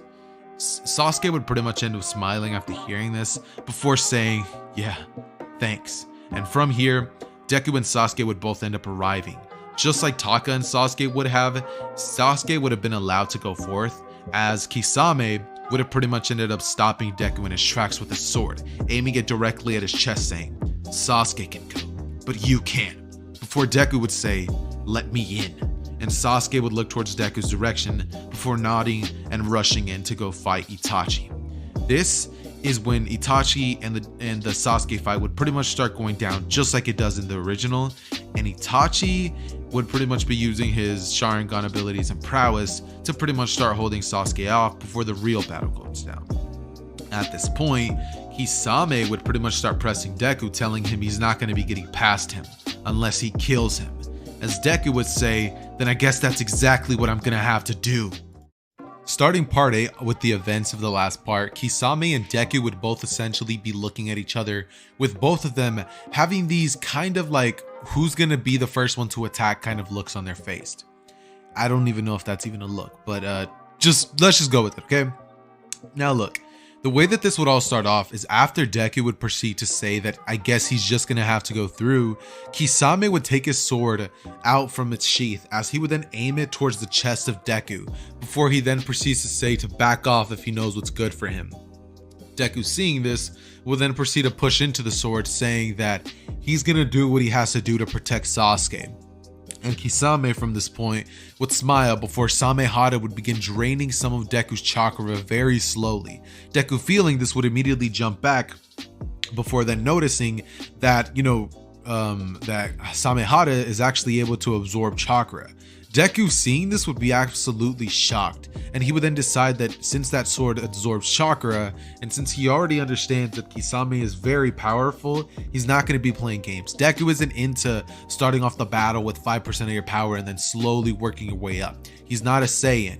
He is Izuku Midoriya, and he's going to get things done as fast as possible. And so, with the understanding that if he plays his moves wrong or does something wrong in the battle, he's going to lose his life, Deku is not willing to take these risks. And so the first thing that Deku would do is close his eyes as he pretty much jumps back and says, "Umiyushi, Sage Mode," as he then proceeds to immediately open them once again, and it would then be revealed that he begins to use his Sage Mode abilities. Kisame would smile as he then rushes in at Deku's direction, and Deku at this point would pretty much jump back as Kisame would slice at the air, and Deku would jump forward as he would then land a huge punch on Kisame's face.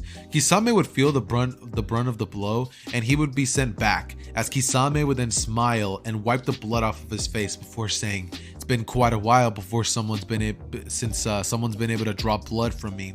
And Deku would say, "Get used to it, because that's going to be happening the whole battle. I'm going to do whatever it takes to get to Sasuke." Kisame would smile once more before then rushing in with his sword, and Deku at this point would decide that he's going to be needing to take out his own sword. Keep in mind, this version of Deku is prepared and has a sword in his back. He hasn't exactly done too much training, so he's not exactly the greatest proficient sword user of all time, but if he's going to be fighting against somebody who has a sword, Deku definitely has to do a little something against that. So he would proceed to take out his own sword and then rush in at Kisame, as both of them would get into a sword clash. At this point, Deku would then decide that this is useless and that he's going to definitely have to just outspeed Kisame. That fighting him with a sword in Kisame's own game is only going to lead to Deku's downfall. And so once he realizes this, he decides that he's going to be doing the best thing possible for his scenario. And so he decides to pretty much start using Sage Mode more and more and more, as he begins getting a little bit stronger and stronger as more nature energy begins to come into him.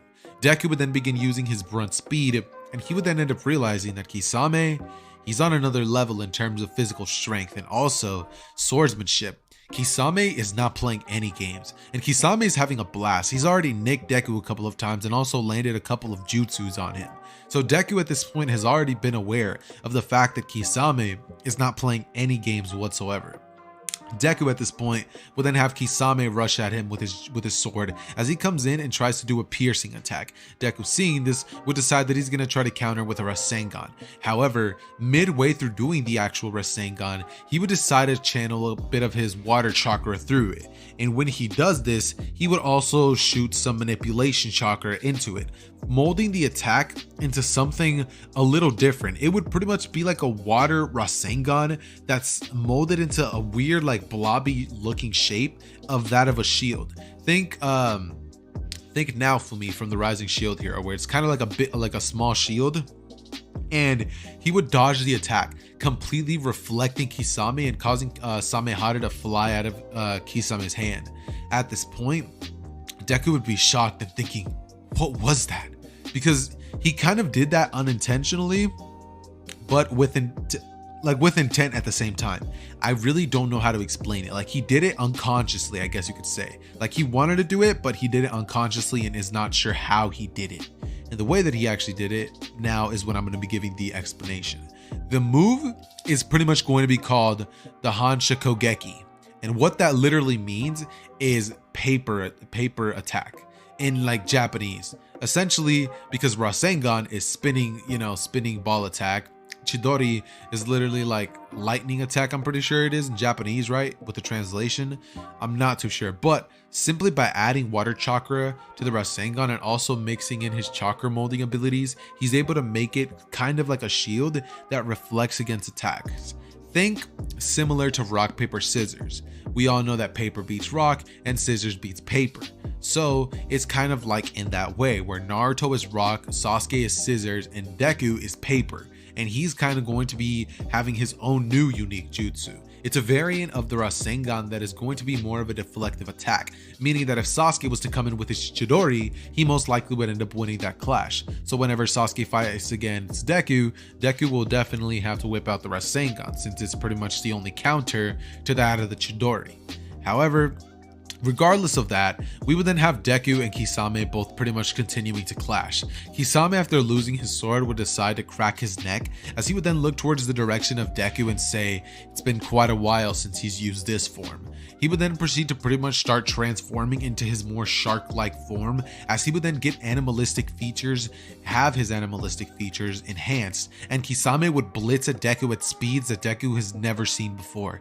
Kisame would land 15 consecutive blows on Deku before Deku would cough out blood and be sent flying into a wall. When Deku gets out of the crater, Kisame would be standing atop of him as he would kick him and then shoot a water bullet jutsu straight at Deku's direction, before Deku would immediately dodge out of the way, narrowly missing it, and then deciding that he's going to be losing his life if he doesn't activate that jutsu. Deku, after realizing the severity of the situation, would then proceed to weave two hand signs, as a certain seal would begin glowing on his forehead. The 100 Ceilings jutsu would finally activate, and Deku would then rush in at Kisame's direction, as he would immediately begin outpacing Kisame in every way, shape, and form, dismantling Kisame, making an utter fool of him. He's using Sage Mode in tandem with the 100 Healings Jutsu and using the insane ability that he's already learned before of molding your chakra into your fist for insane power. The same thing that Tsunade and Sakura both do whenever they launch their insanely powerful attacks. Also guys, quick notion that I just really quickly want to say, if you guys are hearing any outside talking or voices in the background, I just quickly want to apologize for that due to the fact that I have family over and there's currently not too much I can do about that. However, I'm hoping that I can edit it out and keep it to a small minimal. That being said, continuing on with the battle, Deku and Kisame would continue fighting back and forth, and by back and forth I mean Kisame is literally getting tossed around like a rag doll because it's not fair at all. Deku is outclassing Kisame in every shape, way, and form. As soon as the battle started and Deku was able to use this ability, he blitzed at Kisame's direction, smashing a Rasengan straight into the gut of Kisame, causing Kisame to cough blood out, and Kisame would be sent crashing into a wall. However, after that, Deku then grabs Kisame's leg and smashes him into the ground, creating a 6-foot deep crater, and then saying, if you're smart, you'll stay down. Kisame would get up, however, and then try to rush towards the sword Samehada. However, Deku would literally stand atop of the sword with 1 foot over it as he would break it, And, you know, Kisame would quite literally look up at Deku's direction before he would then say that he's not playing any games whatsoever. And, you know, Kisame would be extremely shocked at what he just heard from Deku, as Deku would say that this fun time is over. He would then proceed to blitz at Kisame before saying, "You're done, bud. You were a worthy opponent," before Kisame pretty much closes his eyes and accepts his fate. Deku at this point would channel chakra through his feet, and he would then jump up as he then lands an insane uppercut that quite literally would cause Kisame's head to get blown off of his body. And Kisame's head would roll around about 100 feet away from where he punched it. It would go into the air high as you can possibly think, and then land 100 feet away from the area. And as this was happening, we would then hear an insane jutsu going off in the distance as the clouds became ominously dark, and we would then hear Sasuke say, "Kidding." After that jutsu was pretty much yelled out, Itachi would take out his Susanoo, and Deku, still having his abilities, you know, going through his body, would actually proceed to rush in as he sees, like, the first thing that he sees happening is Sasuke and Itachi. Sasuke would be standing in fear, and Itachi would be slowly skipping towards him as, you know, he pretty much just proceeds to look at Sasuke, give him a smile, and say, "I've always loved you." Sasuke, hearing those final words from his brother, would end up being absolutely shocked, thinking, What do you mean, Itachi?" And before many of you guys begin questioning me on why I even had Itachi do this, keep in mind, this version of Sasuke and Itachi never ended up having the talk about hatred. This version of Sasuke understands that this version, or no, not version of Sasuke, but version of Itachi understands that this Sasuke will not be destroying the village even if he was to find out. Because this Sasuke didn't choose the path of hatred. He chose the path of gaining strength through friendship, through training, through hard work. Not the same way that the OG Sasuke did. And so Itachi would pass away, with Sasuke hearing these words from his brother screaming, "What? Itachi, please wake up!" But he wouldn't. He would be hearing nothing. As Sasuke says, "Itachi, Itachi!" He begins shaking him, saying, "Wake up!" As, you know, he's getting no responses from his brother. And from this point, Sasuke would scream, "No!" But Deku would be watching it from a distance as Sasuke would look at Deku and say, "Heal him! Heal him!" But this is when, out of nowhere, Deku would begin to go towards Itachi's body. As Deku was about to pretty much begin putting his hands on Itachi to try to heal him, Deku would proceed to say, "He's trying." But before he can even finish his sentence, we would suddenly be hearing somebody randomly say a couple of words. In a deep, ominous voice, we would hear, "I'll be taking the last of the Uchiha." Before Deku would then look up and see a strange orange mask and long hair in the distance. This is when Deku, seeing this, he would take one good look at the hole in the mask, seeing the Sharingan. And this is when Deku would have a brief flashback to a moment where he and Tsunade were actually having a conversation about the Uchiha clan and her grandfather, Hashirama Senju. From this moment, Deku would begin immediately sweating bullets, thinking, no, it couldn't be.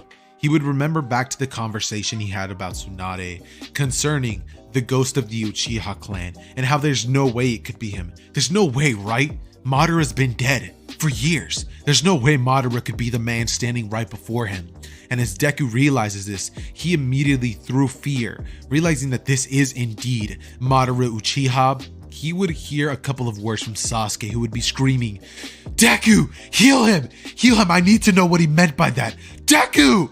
But as Deku hears these words coming from, Sasuke's mouth, he would realize that he's terrified. He is genuinely scared of this man because he's reeking this aura of just power. Not only that, but Deku's 100 healings jutsu, it went away and there's no activating it once more. Not only that, but he literally just deactivated Sage mode and he's currently running extremely low on chakra. So if Deku was to try to fight against Madara, it would mean death for sure. Deku would begin trembling. And immediately noticing this, he would pretty much grab Sasuke, who at this moment has his hands on Itachi's body, and he would use the reverse summoning jutsu, as Obito would pretty much grin under his mask, saying, "That boy knew exactly what he had to do." And so from here, he would end up pretty much proceeding to, how do I put this? he would proceed to kind of clap it up as Zetsu would be right next to him and say, "So, they got away." But Madara, or as we know him, Obito would say, "For now, I'll be taking those eyes and everything to do with Itachi shortly." He would then say, "Contact Pain." As from here, we would then have Deku arriving at the place of the Slug Sages, and when he does arrive, he would pretty much end up getting screamed at by Sasuke, because Sasuke is enraged at the fact that his brother just died in his arms and Deku could have saved him. And Deku, hearing these words from Sasuke's mouth, would grit his teeth as he would say, "I'm sorry," saying, "I know, I'm weak, I'm useless, I couldn't help you, but that was Madara Uchiha. I couldn't do a thing. I ran out of chakra, Sasuke. Not only that, but Itachi's life signature. It was fading fast. By the time I would have gotten to him, he would have already been dead. Sasuke, I'm sorry." Gritting his teeth extremely tight, pretty much about to break them and clenching his fists as hard as possible. Blood would begin coming out of Deku's closed fists, and Sasuke, seeing this show of emotion from Deku, would stop talking before then giving him his angry look and staying silent. From here, he would tell Sasuke that he'll heal him shortly after he, recuperates his chakra, and a couple of hours would go by as Deku would then begin healing Sasuke. After Sasuke is healed, he would then begin performing a couple of jutsus on himself to heal himself up, and this is when they would end up inevitably reverse summoning themselves back into the village with Itachi's eyes in hand, inside of a container that can actually preserve them. Just like the normal ones in Naruto where, they stick the eyes in water or whatever, and the eyes just pretty much stay fine and they just get put in like light bulbs. Yeah.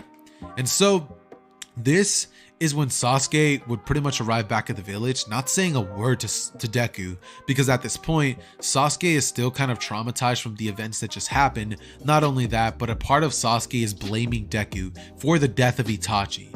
Even though a part of Sasuke knows that it wasn't his fault, he simply needs to find a way to cope with this. So Sasuke would leave to find answers. At this point, when they would arrive with the eyes of Itachi, as well as the body, the higher-ups of the Hidden Leaf Village would actually begin to all pretty much have a discussion saying that they should just get rid of the body of Itachi, that he needs to be disposed of. And Sasuke, hearing these words from the higher-ups, would say, "No, if you want to take my brother, you're gonna have to kill me." As he would then activate his Mangekyo Sharingan and immediately put all of them under a Genjutsu. As from this point, Deku would stand in front of Sasuke saying it's not, that's not necessary. He can go, he understands.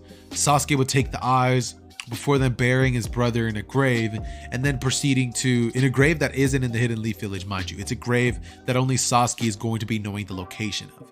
Before then, proceeding to essentially begin going off to find the mysteries of the Uchiha clan, and also finding out anything and everything he could about his brother, before those few moments happened where Itachi told him he loved him. Sasuke is confused, he is angry, he is feeling a huge mix of emotions, and had Deku not been there, Sasuke most likely would have lost his sense of self, doing something he would have gone on to regret for the rest of his life. However, Danzo, hearing of the fact that Sasuke now is currently in possession of Itachi's eyes, would actually follow Sasuke with a couple of Anbu members with him, leading to Danzo and the Sasuke fight happening, but under different circumstances. And Sasuke would pretty much begin going off to find out about the eternal Mangekyo Sharingan, finding the stone, realizing a couple of the Uchiha clan secrets, finding out about the coup d'etat and how they were planning to pretty much do a hostile takeover of the village, and how Itachi's actions pretty much ended up saving the village. One of the people who would have told them these things would have been Danzo. Because as soon as Sasuke pretty much ended up finding about the tablet and the EMS and how you have to take your brother's eyes, Danzo would have actually ended up arriving, clapping at Sasuke and saying, your brother was a great shinobi, and those eyes of his, they will be mine. I'll do you the courtesy of asking any questions about him before I kill you. And Sasuke would be angry, but he would decide to take this chance to pretty much ask Danzo questions about his brother, finding out the truth about Itachi Uchiha through Danzo. After finding this out, Sasuke would be enraged at the fact that Danzo had something to do with the apparent death of his brother Itachi Uchiha. And once he finds that out, they would end up having a battle really similar to canon, with Sasuke still at the end of everything, using his Sharingan to pretty much fool Danzo into thinking he has one last Kodo Matsukami. No, not Kodo Matsukami, but the reversal jutsu that it can do with the Sharingan. As Danzo would pretty much end up committing seppuku, and after that, we would end up having Sasuke winning the battle, pretty much losing a huge portion of his sight. His vision would now be blurry, not quite blind, but now Sasuke is going to be needing somebody to implant his brother's eyes. And now, at this point, Deku would have reported the mission back to Tsunade, telling her about the events that took place, with Tsunade proceeding to tell Deku that she understands his worries and how he wants to get stronger. Deku would end up asking Tsunade if there's anything at all she has left to teach him. He's gonna do everything to become stronger and stop being a coward, because that battle made Deku realize that he's still that scared little boy that he once was. And in that moment of desperation, being in front of Madara Uchiha, Deku felt true terror, the likes that he had never felt before. He felt weak, he felt useless, and Deku, most of all, felt like the same scared little kid that he once was. Tsunade, hearing these words come out of Deku's mouth, would tell him that there is one thing that he could do, beginning to tell Deku about a certain trident that is actually in the land of the whirlpool, telling him about how a certain somebody used to talk to her about it all the time. Dawn, her once lover, began talking about her about this trident in the land of the whirlpool and how it was his mission to find it. That it was once rumored that this was one of the legendary weapons that was lost through time, a legendary trident that belonged to the leader of the Uzumaki clan, Ashina's trident. And that, ladies and gentlemen, is where we are going to be leaving off part 8 for What If Deku Was Isekai'd into Naruto. Deku, upon being told about the legendary weapon that belonged to the previous leader of the Uzumaki clan, would decide that he's going to be going off on a journey, no matter how long it takes, to find this trident and gain this necessary strength that he needs to keep up and protect both of his brothers. Because the way that Deku sees it, he needs to be strong enough to protect his village, and he needs to be strong enough to protect his friends. Not only that, but he needs to be powerful enough to defeat Madara, because that impending threat will come very soon. That being said, the journey would go as follows. He would spend about a couple of hours traveling to the land of the whirlpool, and when he would finally arrive, he would begin asking around about this legendary trident, with many of its residents saying that it's nothing but a mere myth. Deku would end up pretty much being very persistent, asking multiple people, and with multiple people also declining, and some actually accepting for Deku to complete tasks for them in search of the information that he's looking for. So Deku would do something for them, and in turn they would grant him a little bit of information on something that they know.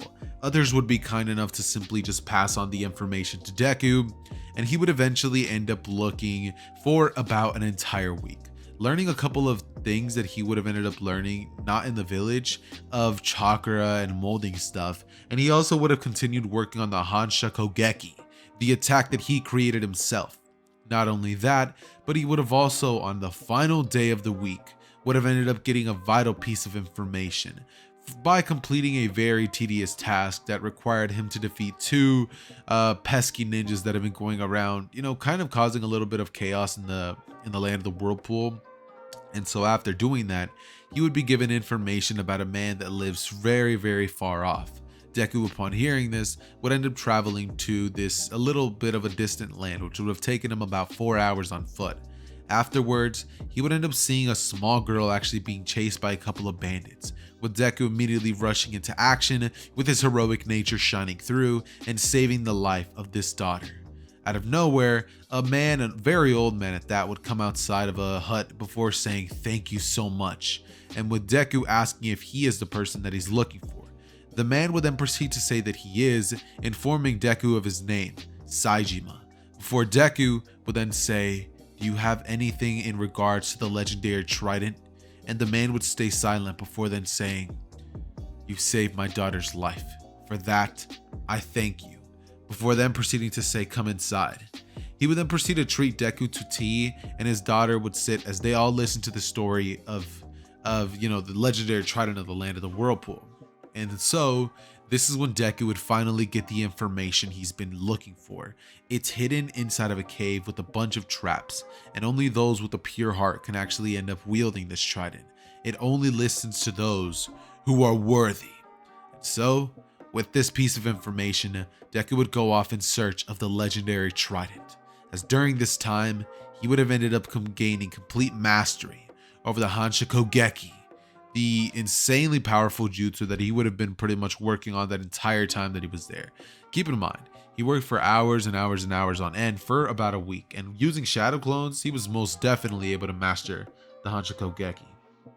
That being said, this is when Deku would finally end up arriving amongst the place that he was searching for, before then completing trial after trial after trial, and finally finding the trident.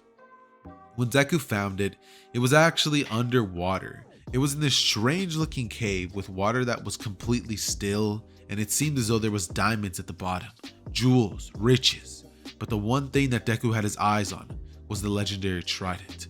Deku held his breath for as long as possible, and with a simple tug of his arms, the trident slipped out as Deku wielded it above his head, and as if by plain chance, the trident created a bubble of air around himself, as Deku was able to immediately get out on some crazy Aquaman type levels of water bending abilities, you know what I mean? And so Deku, upon realizing just how powerful this trident is, he would end up gaining a huge power boost as a result of what would have ended up happening. That being said, the trident essentially has the abilities that go as follows: the ability to return to Deku and grant the user full manipulation over the water element. Not only that, but not to the extent of Poseidon, just in case you guys are thinking that he's able to control oceans or something, but he is able to mold water chakra perfectly now. There's nothing that's gonna ever get in his way. And Deku now has full access to a ton more chakra, because it actually ended up unlocking another path of chakra that not many people are actually able to unlock. But now that ends up pretty much widening his horizon in terms of how powerful Deku can become by the end of the series. That being said, he also finds out that the trident does actually unknowingly grant him the ability to kind of fly with it. By throwing the trident in the air and holding onto it at the same time, he's able to pretty much fly along with the trident by holding onto it as it's pretty much flying through the air. So as this is all happening and the week was pretty much passing by, simultaneously the pain arc would essentially have been going down back in the land of Konoha. And so the only real change that would have happened in the land of the Hidden Leaf Village would pretty much be that this time around, the reason that Deku would end up finding out about taking Kurama's chakra is because Minato would actually end up informing Naruto of this said fact, leading to Naruto then on a later basis wanting to take Kurama's chakra for himself. Just like in the original version of the story, Tsunade would have ended up in critical condition. However, when Deku would have arrived back to the village after it had been destroyed, Nagato had been defeated by Naruto's insanely OP Talk no Jutsu, he would arrive to end up healing a bunch of civilians who were injured in the process. Not only that, but he would have used a lot of chakra to actually heal Tsunade a lot sooner than she would have been healed in canon, unknowingly pretty much speeding up the recovery process for Tsunade a whole lot. This one minuscule change to the story can ultimately be the ultimate domino effect that proceeds to create the changes that are all about to happen in the story of Naruto. Keep in mind, this is a massive change. In the original story, we have Danzo actually being the one to arrive. And, since he was there, there was really no much animosity in the story, because, he was kind of more calm. Not only that, but the Sasuke battle happened later, but since it happened earlier, that changes a lot of things. And so, with that being said, Sasuke would have actually, as I said before, would have left on a journey to essentially try to find things out, finally ending up returning to the village with more information regarding Itachi, Danzo, and also a lot of information that could pretty much put the village down. As soon as he would arrive, he would go to Tsunade and begin telling her about these things, thinking that he might have had to actually use force to get the justice done for Itachi. However, upon hearing these horrific acts that, befall the village when Hiruzen was the Kage, she would immediately be disgusted by what she hears, as she would immediately take action, shutting down the entire Anbu operation that was led by Danzo, as well as imprisoning a bunch of its members that had to do with the corrupt mission, and also literally kicking out a lot of the people who were in the council who were aware of these such events, with Sasuke being able to finally receive even a bit of justice for his brother. He was slowly able to get over I really was about to say Sasuke's death, but no, Itachi's. And so this is when Sasuke would finally end up asking Deku to pretty much do the implant with the eyes of Itachi, telling Deku he's sorry for his reaction, with Deku saying that he understands and that, it's not really that big of a deal, saying that he pretty much already forgave him without Sasuke even asking. Sasuke smiles, saying that he wouldn't have it any other way than to have Deku be the one to do the operation. And with Deku smiling and saying, sure thing, we can start now. And so, Sasuke would end up getting EMS, just like in canon. This time around, they would all, after the surgery would be performed, they would all end up taking part in helping with the recovery of the village. Meaning Naruto, Sasuke, and all those other who were present at the moment. And so, as all of this was happening, Naruto would have also ended up telling Deku and Sasuke about the process of taking Kurama's chakra by force. So they would have actually ended up doing this, leading to Naruto unlocking his abilities of KCM, taking Kurama's chakra and meeting Kushina Uzumaki. That being said, this is when we would then have the Killer Bee situation go down. However, one major change to the story would be that this time, Sasuke and Taka are not the ones who are going over to try to kidnap Killer Bee. Instead, this time, Obito is the man to go there. So this time, Killer Bee isn't gonna run away or escape from this. He was barely able to fight against Itachi and Nagato, that of which Obito was able to pretty much control by himself. So I have zero doubts that, Obito would be able to definitely handle Obito. That being said, simultaneously, Obito would have been forming a bunch of alliances with other, people who have it out for the Hidden Leaf Village, as well as gaining access to Orochimaru and having him join his cause, telling him that he can have Sasuke when all is said and done. Orochimaru, liking this offer, would decide to join with the pretty much plan of the Tsukiyomi jutsu and all that stuff. And so they would also end up pretty much but gaining a couple of members from Taka. At this point, this is when the Kage Summit would be called, due to the fact that Killer Bee was taken and the Hidden Leaf Village was attacked, as well as all the other pretty much nations being pretty much taken in terms of their Jinchurikis. So everyone at this point is just all in a frenzy, and everyone is just like, yo, like, what's going on? The Akatsuki have to have a stop put to them. And in terms of the Kage Summit, Tsunade, as I said previously, would be the one to attend this time, with her actually choosing Deku as her escort, kind of the person who pretty much just watches over her. And Naruto and Sasuke would both decide to just stay behind and train with each other, as Sasuke is pretty much just trying to train with his EMS, and Naruto is trying to get a hold over his Kurama chakra mode. That being said, as soon as the 5 Kage Summit would commence, Raikage Killer B would begin with, no, not B, but Killer A. I'm not sure what his name is, okay? But the Raikage would pretty much be very, very hostile, saying that the Akatsuki members need to be stopped. What are they all doing about this? Being extremely hostile because he's angered at the fact that Killer B is not even in the village. He was taken by the Akatsuki. So he would begin to bring up the fact that many of those, rogue ninjas belong to all of their villages, and that all of them are to blame, saying that none of his ninjas are even part of it. I don't believe any of the ninjas from the Hidden Cloud Village are even part of the Akatsuki. But if they are, please correct me down below in the comments. This is when suddenly Tsunade, getting very angered at that, would end up pretty much smashing her fist on the table, as Raikage A would pretty much end up telling her that she better calm down, with him saying that they don't want a little accident between the Hidden Leaf Village and the land hidden in the clouds. Deku, hearing this threat come from Raikage, would immediately blitz behind him before saying, "Listen, I know you think you're the fastest person in the room right now, but if you ever dare to speak wrongly about my Kage, Lady Tsunade, I will kill you in an instant." And Raikage would have a drop of sweat go down his face, as he would then go on to activate his lightning mode, and right before he was about to actually attack Deku, this is when suddenly Obito would come in, fading through. As Deku and Raikage would both turn their attentions towards Obito, Deku would say if he would have tried to attack him, he would have died instantly. And it's at this point that Deku would simply think in his mind, this man got me effed up, he'd be like, this man got me effed up, this big dude over here thinking he's stronger than me, you know what I mean?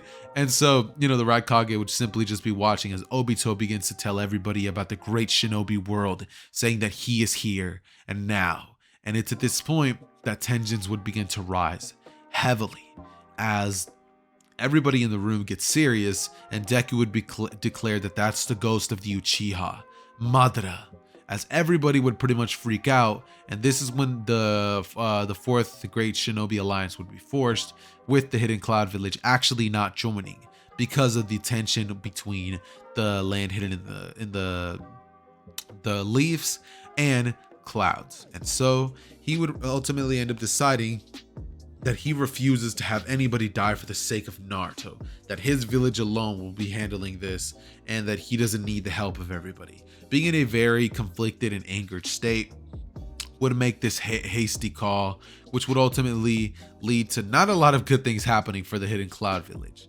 That being said, we would still have the alliance go down just like it did in the usual version, and Deku and Tsunade afterwards would end up discussing things inside of a little bit of a tent, with Deku pretty much end up saying like she doesn't have to worry about Deku standing up for her, it's his job, and Tsunade pretty much thanking Deku, saying, "You're right."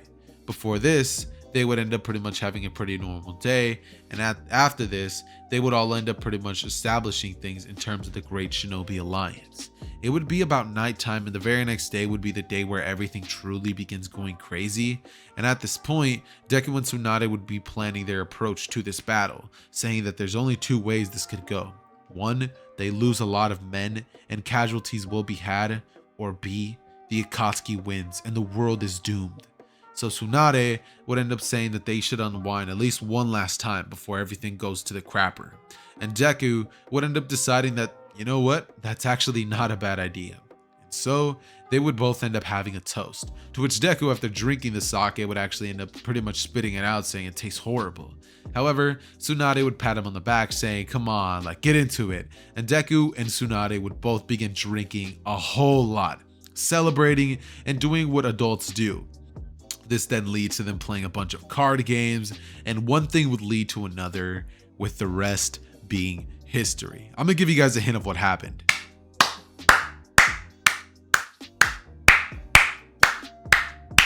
Yeah, a whole lot of studying went down that night. Deku got with his mentor. It's beautiful. It's beautiful.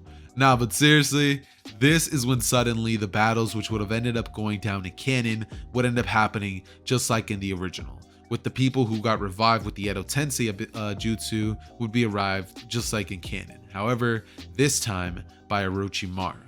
And this time Kabuto would not have any of his insane powers, so he's still pretty much the same weakling as he was always. That being said, Naruto would be doing his thing with Sasuke, with both of them deciding that they both are going to be having two different roles. Naruto's going to be on the front lines, and Sasuke, hearing of Orochimaru's inclusion in the war, would decide that that's going to be his fish to fry, saying that Orochimaru tormented him when he was a kid, and he has a little bit of unfinished business with Orochimaru, before deciding that he's going to be the one to go over and take him out. Would he find out Orochimaru was the person to do it originally? And instantly, no. What would have really gone down is Naruto and Sasuke both went to the front lines and encountered one of the members of Taka, this being Suigetsu. However, after being outclassed, I 1000% believe Suigetsu would give out Orochimaru being the one who casted the jutsu after being horribly outclassed by Sasuke. And so that led to Suigetsu being scared shitless and pretty much switching sides mid-battle.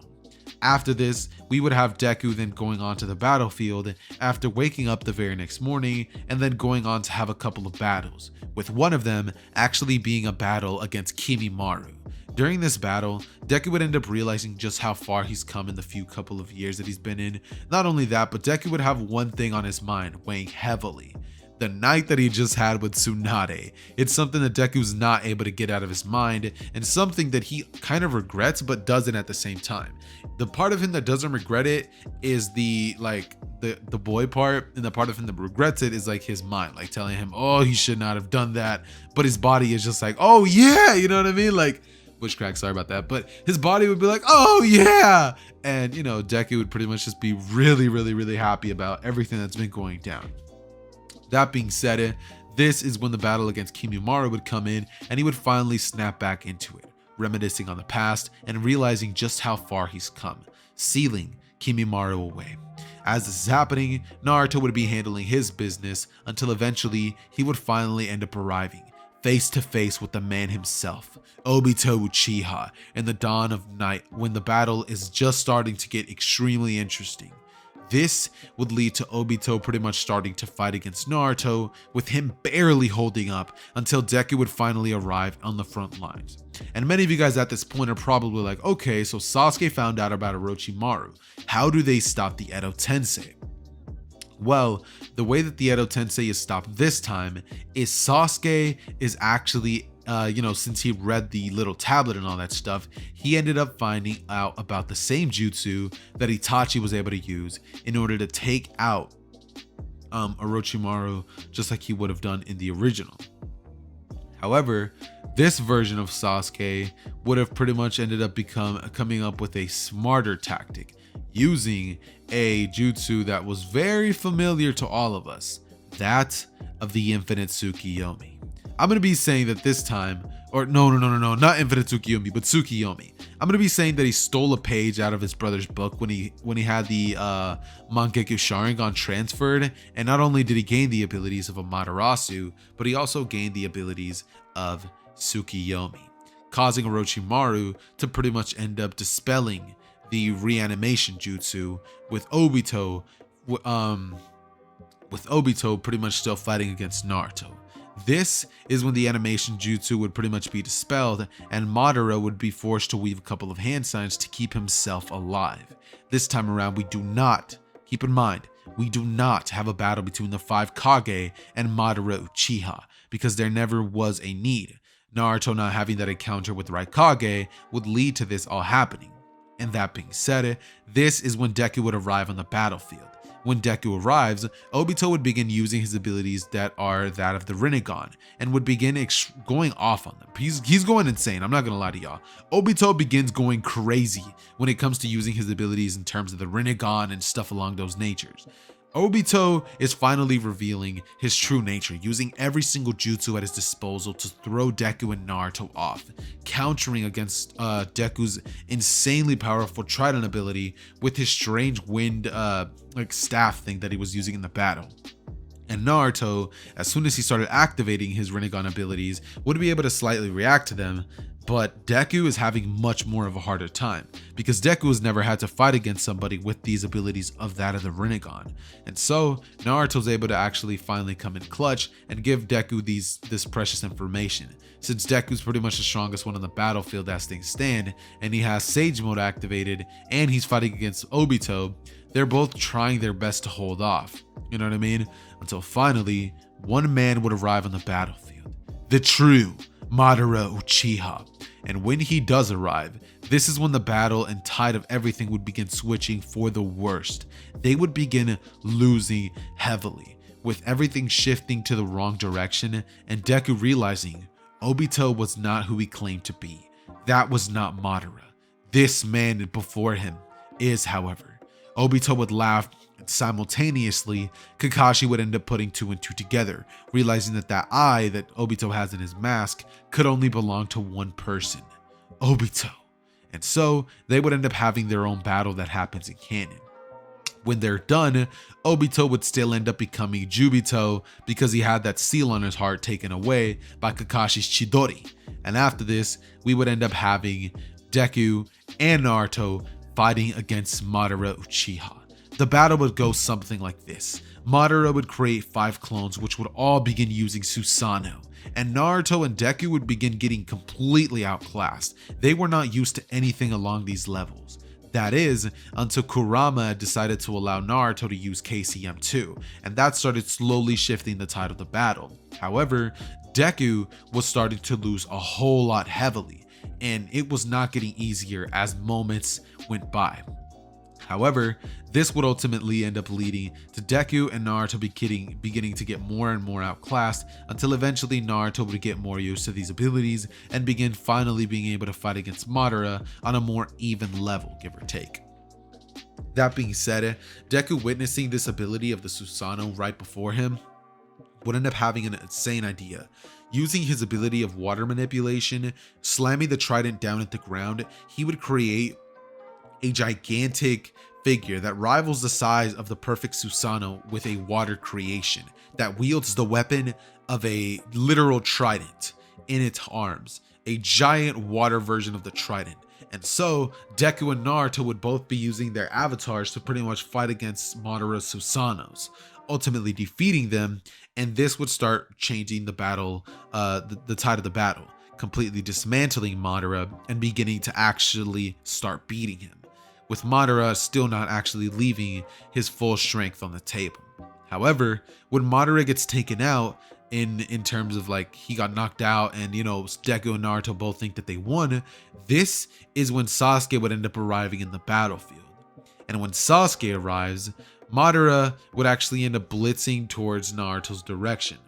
Actually, no, not Naruto. He would blitz towards Sasuke's direction, piercing him straight in the heart, with Naruto screaming out in anger and rage to the heavens, and Deku falling onto his knees and holding onto Sasuke, trying to heal him for his dear life, saying, "Sasuke! Sasuke! Wake up! Sasuke!" But it's no use. Sasuke, he's dead. However, at this moment, he's talking to the Sage of the Six Paths, currently getting the moon side of his chakra and actually becoming a whole lot more powerful. Simultaneously, Naruto would end up having the Nine-Tails Jinchuriki ripped out of him, with the Geto statue transforming into that of the gigantic tree, and then Madara would end up becoming the Ten-Tails Jinchuriki. And you guys might be like, "Hey yo, what about Obito becoming the Jinchuriki and having his talk no jutsu with Naruto?" That still does happen. I'm not gonna lie, I forgot to add that part before, this part in the script, but just keep in mind, that stuff does still end up happening. Naruto still ends up having that moment with Jubito, making him see the error of his ways. Obito tries to change his mind, but it's too late. Madara still ends up taking the Ten-Tails, and yeah, it ends up going a little bit different than what normal people would expect. However, after this would lead to Deku falling into despair, trying his absolute hardest to heal Naruto and Sasuke, and he can't. At this moment, my guy is actually one of the people who's fighting against Madara. However, this time around, the 8th gate mode is not enough because he doesn't have the assistance of Tobirama and Minato in his side to help him dodge the truth-seeking orbs that would have killed him on multiple occasions in the original version of the battle. We never have the moment where he uses the Night Guy kick, and instead, my guy is dead. This would lead to a huge change in the story, because this time around, Madara is now standing atop, becoming way more powerful than anybody could have ever imagined. Oh, and by the way, keep in mind that I had said that he absorbed the World Tree, but he didn't absorb the World Tree. He just absorbed the Ten-Tails. I completely mixed both of them up, and I do apologize for that. But just in case you guys thought I actually meant the World Tree, he didn't absorb that quite yet. However, he did absorb the Ten-Tails, and that leads to Madara becoming extremely powerful. However, Naruto and Sasuke would both wake up, and Naruto would still end up landing his trademark Rasen Shuriken, almost killing Madara in the process, with Madara then activating the abilities of the God Tree after absorbing its entirety into his being, unlocking the Rene Sharingan on his forehead. And after this would happen, Madara would be atop of everybody in terms of power. Everything we've ever learned about the series would completely be turned on its head. Madara would now have both the experience, the power, the chakra, the tenacity, the drive to defeat all three of these insane warriors. Naruto, Sasuke, and Deku would stand before him. Oh, and by the way, one thing I completely forgot to mention was Deku was pretty much healing both of his brothers, Naruto and Sasuke, at the same time, wasting a lot of chakra, and I mean a lot of it, trying to pray that he's able to keep them alive. However, he realizes they're dead, and he falls into a great state of despair, until eventually, both Sasuke and Naruto hold onto his arm and say that that's enough, before Sasuke would then give him a smile, and Naruto would tap Deku on the head, saying that he wasn't going to be leaving his dumb little brother behind to deal with Madara all alone, and that he didn't think he would he? Before Deku then wipes tears off of his face and says no, and Deku would be granted access to the one-tailed state of the KCM of the chakra mode that he gave to the entire Shinobi Alliance. Following this, Deku would end up picking his trident up as he gets back up and activates the 100 healing jutsu, Sage mode, and he pretty much starts using a whole bunch of chakra to power himself up, standing side by side with Sasuke and Naruto, as Naruto would say, "Baka," saying that, you know, he's not going to beat Madara, they are, as Sasuke and Deku would both appear right beside Madara, right beside Naruto, and all of them would begin having smiles on their faces as they would begin to essentially start fighting against Madara, who at this point would begin to completely outclass them. They begin seeing the insane amount of power that Madara has, and he would be using his limbo abilities to catch them off guard on multiple occasions. This isn't something he does one time. It's something that he does over and over and over, and is ultimately able to catch Team 7 off guard so many times. However, they're able to barely bounce back, and due to Sasuke having the ability to actually sense them, he would dodge. Since Naruto and Deku both have Sage mode, they would both ultimately be able to dodge. And keep in mind, Naruto does still learn Sage mode for the week when he fought against Pain. So just in case you guys were wondering where that was at, it still is in the story, and I do deeply apologize for forgetting that segment of the story. However, it completely blew past me when I was writing the script to even include that segment, seeing as it was something that kind of just stays constant in the story, so I didn't figure I would need to mention it. That being said though, this is when Madara would have somebody sneak up on him, Black Zetsu. And as Black Zetsu would actually try to betray Madara by stabbing a hole through his chest, this time around, Madara, as he should have done in the original story, would dodge the attack before then saying, "You dare betray me? I made you who you are."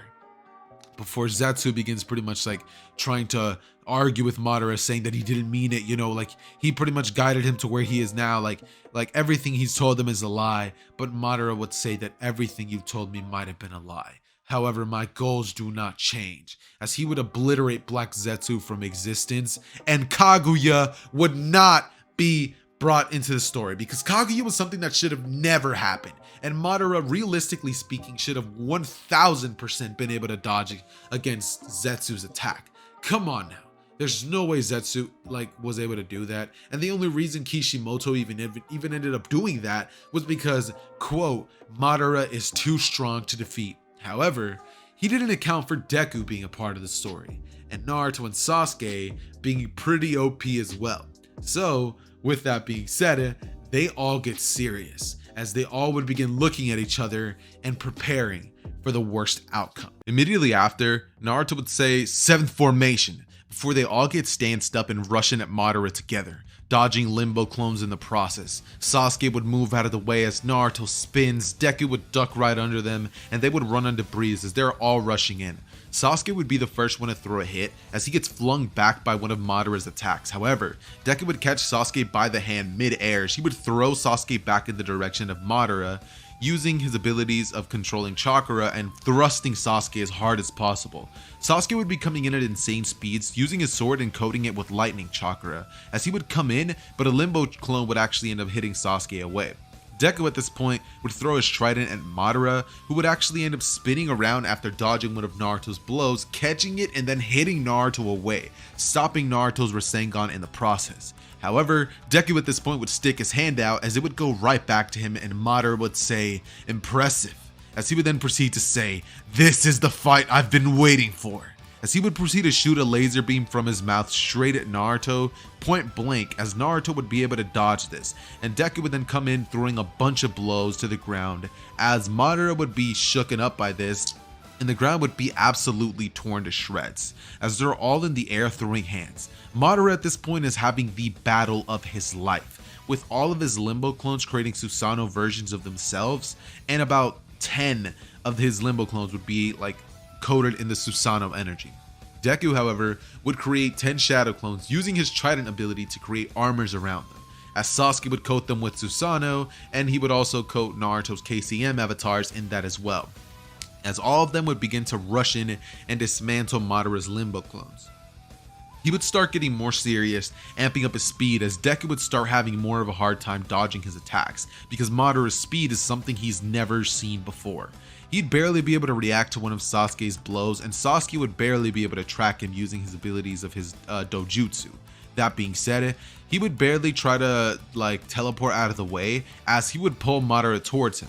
However, Madara would substitute himself out with one of the self-destroying clones, as it would explode, but Sasuke would create a Susanoo shield, shielding him from the explosion.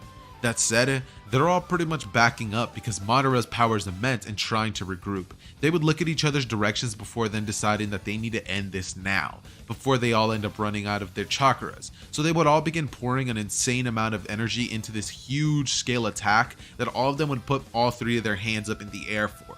And it would create this strange orb that would just charge up into a massive attack like no other shinobi has ever seen before. However, Madara, seeing this, would decide that he's not going to stand idly by as he watches everything he's worked for be destroyed.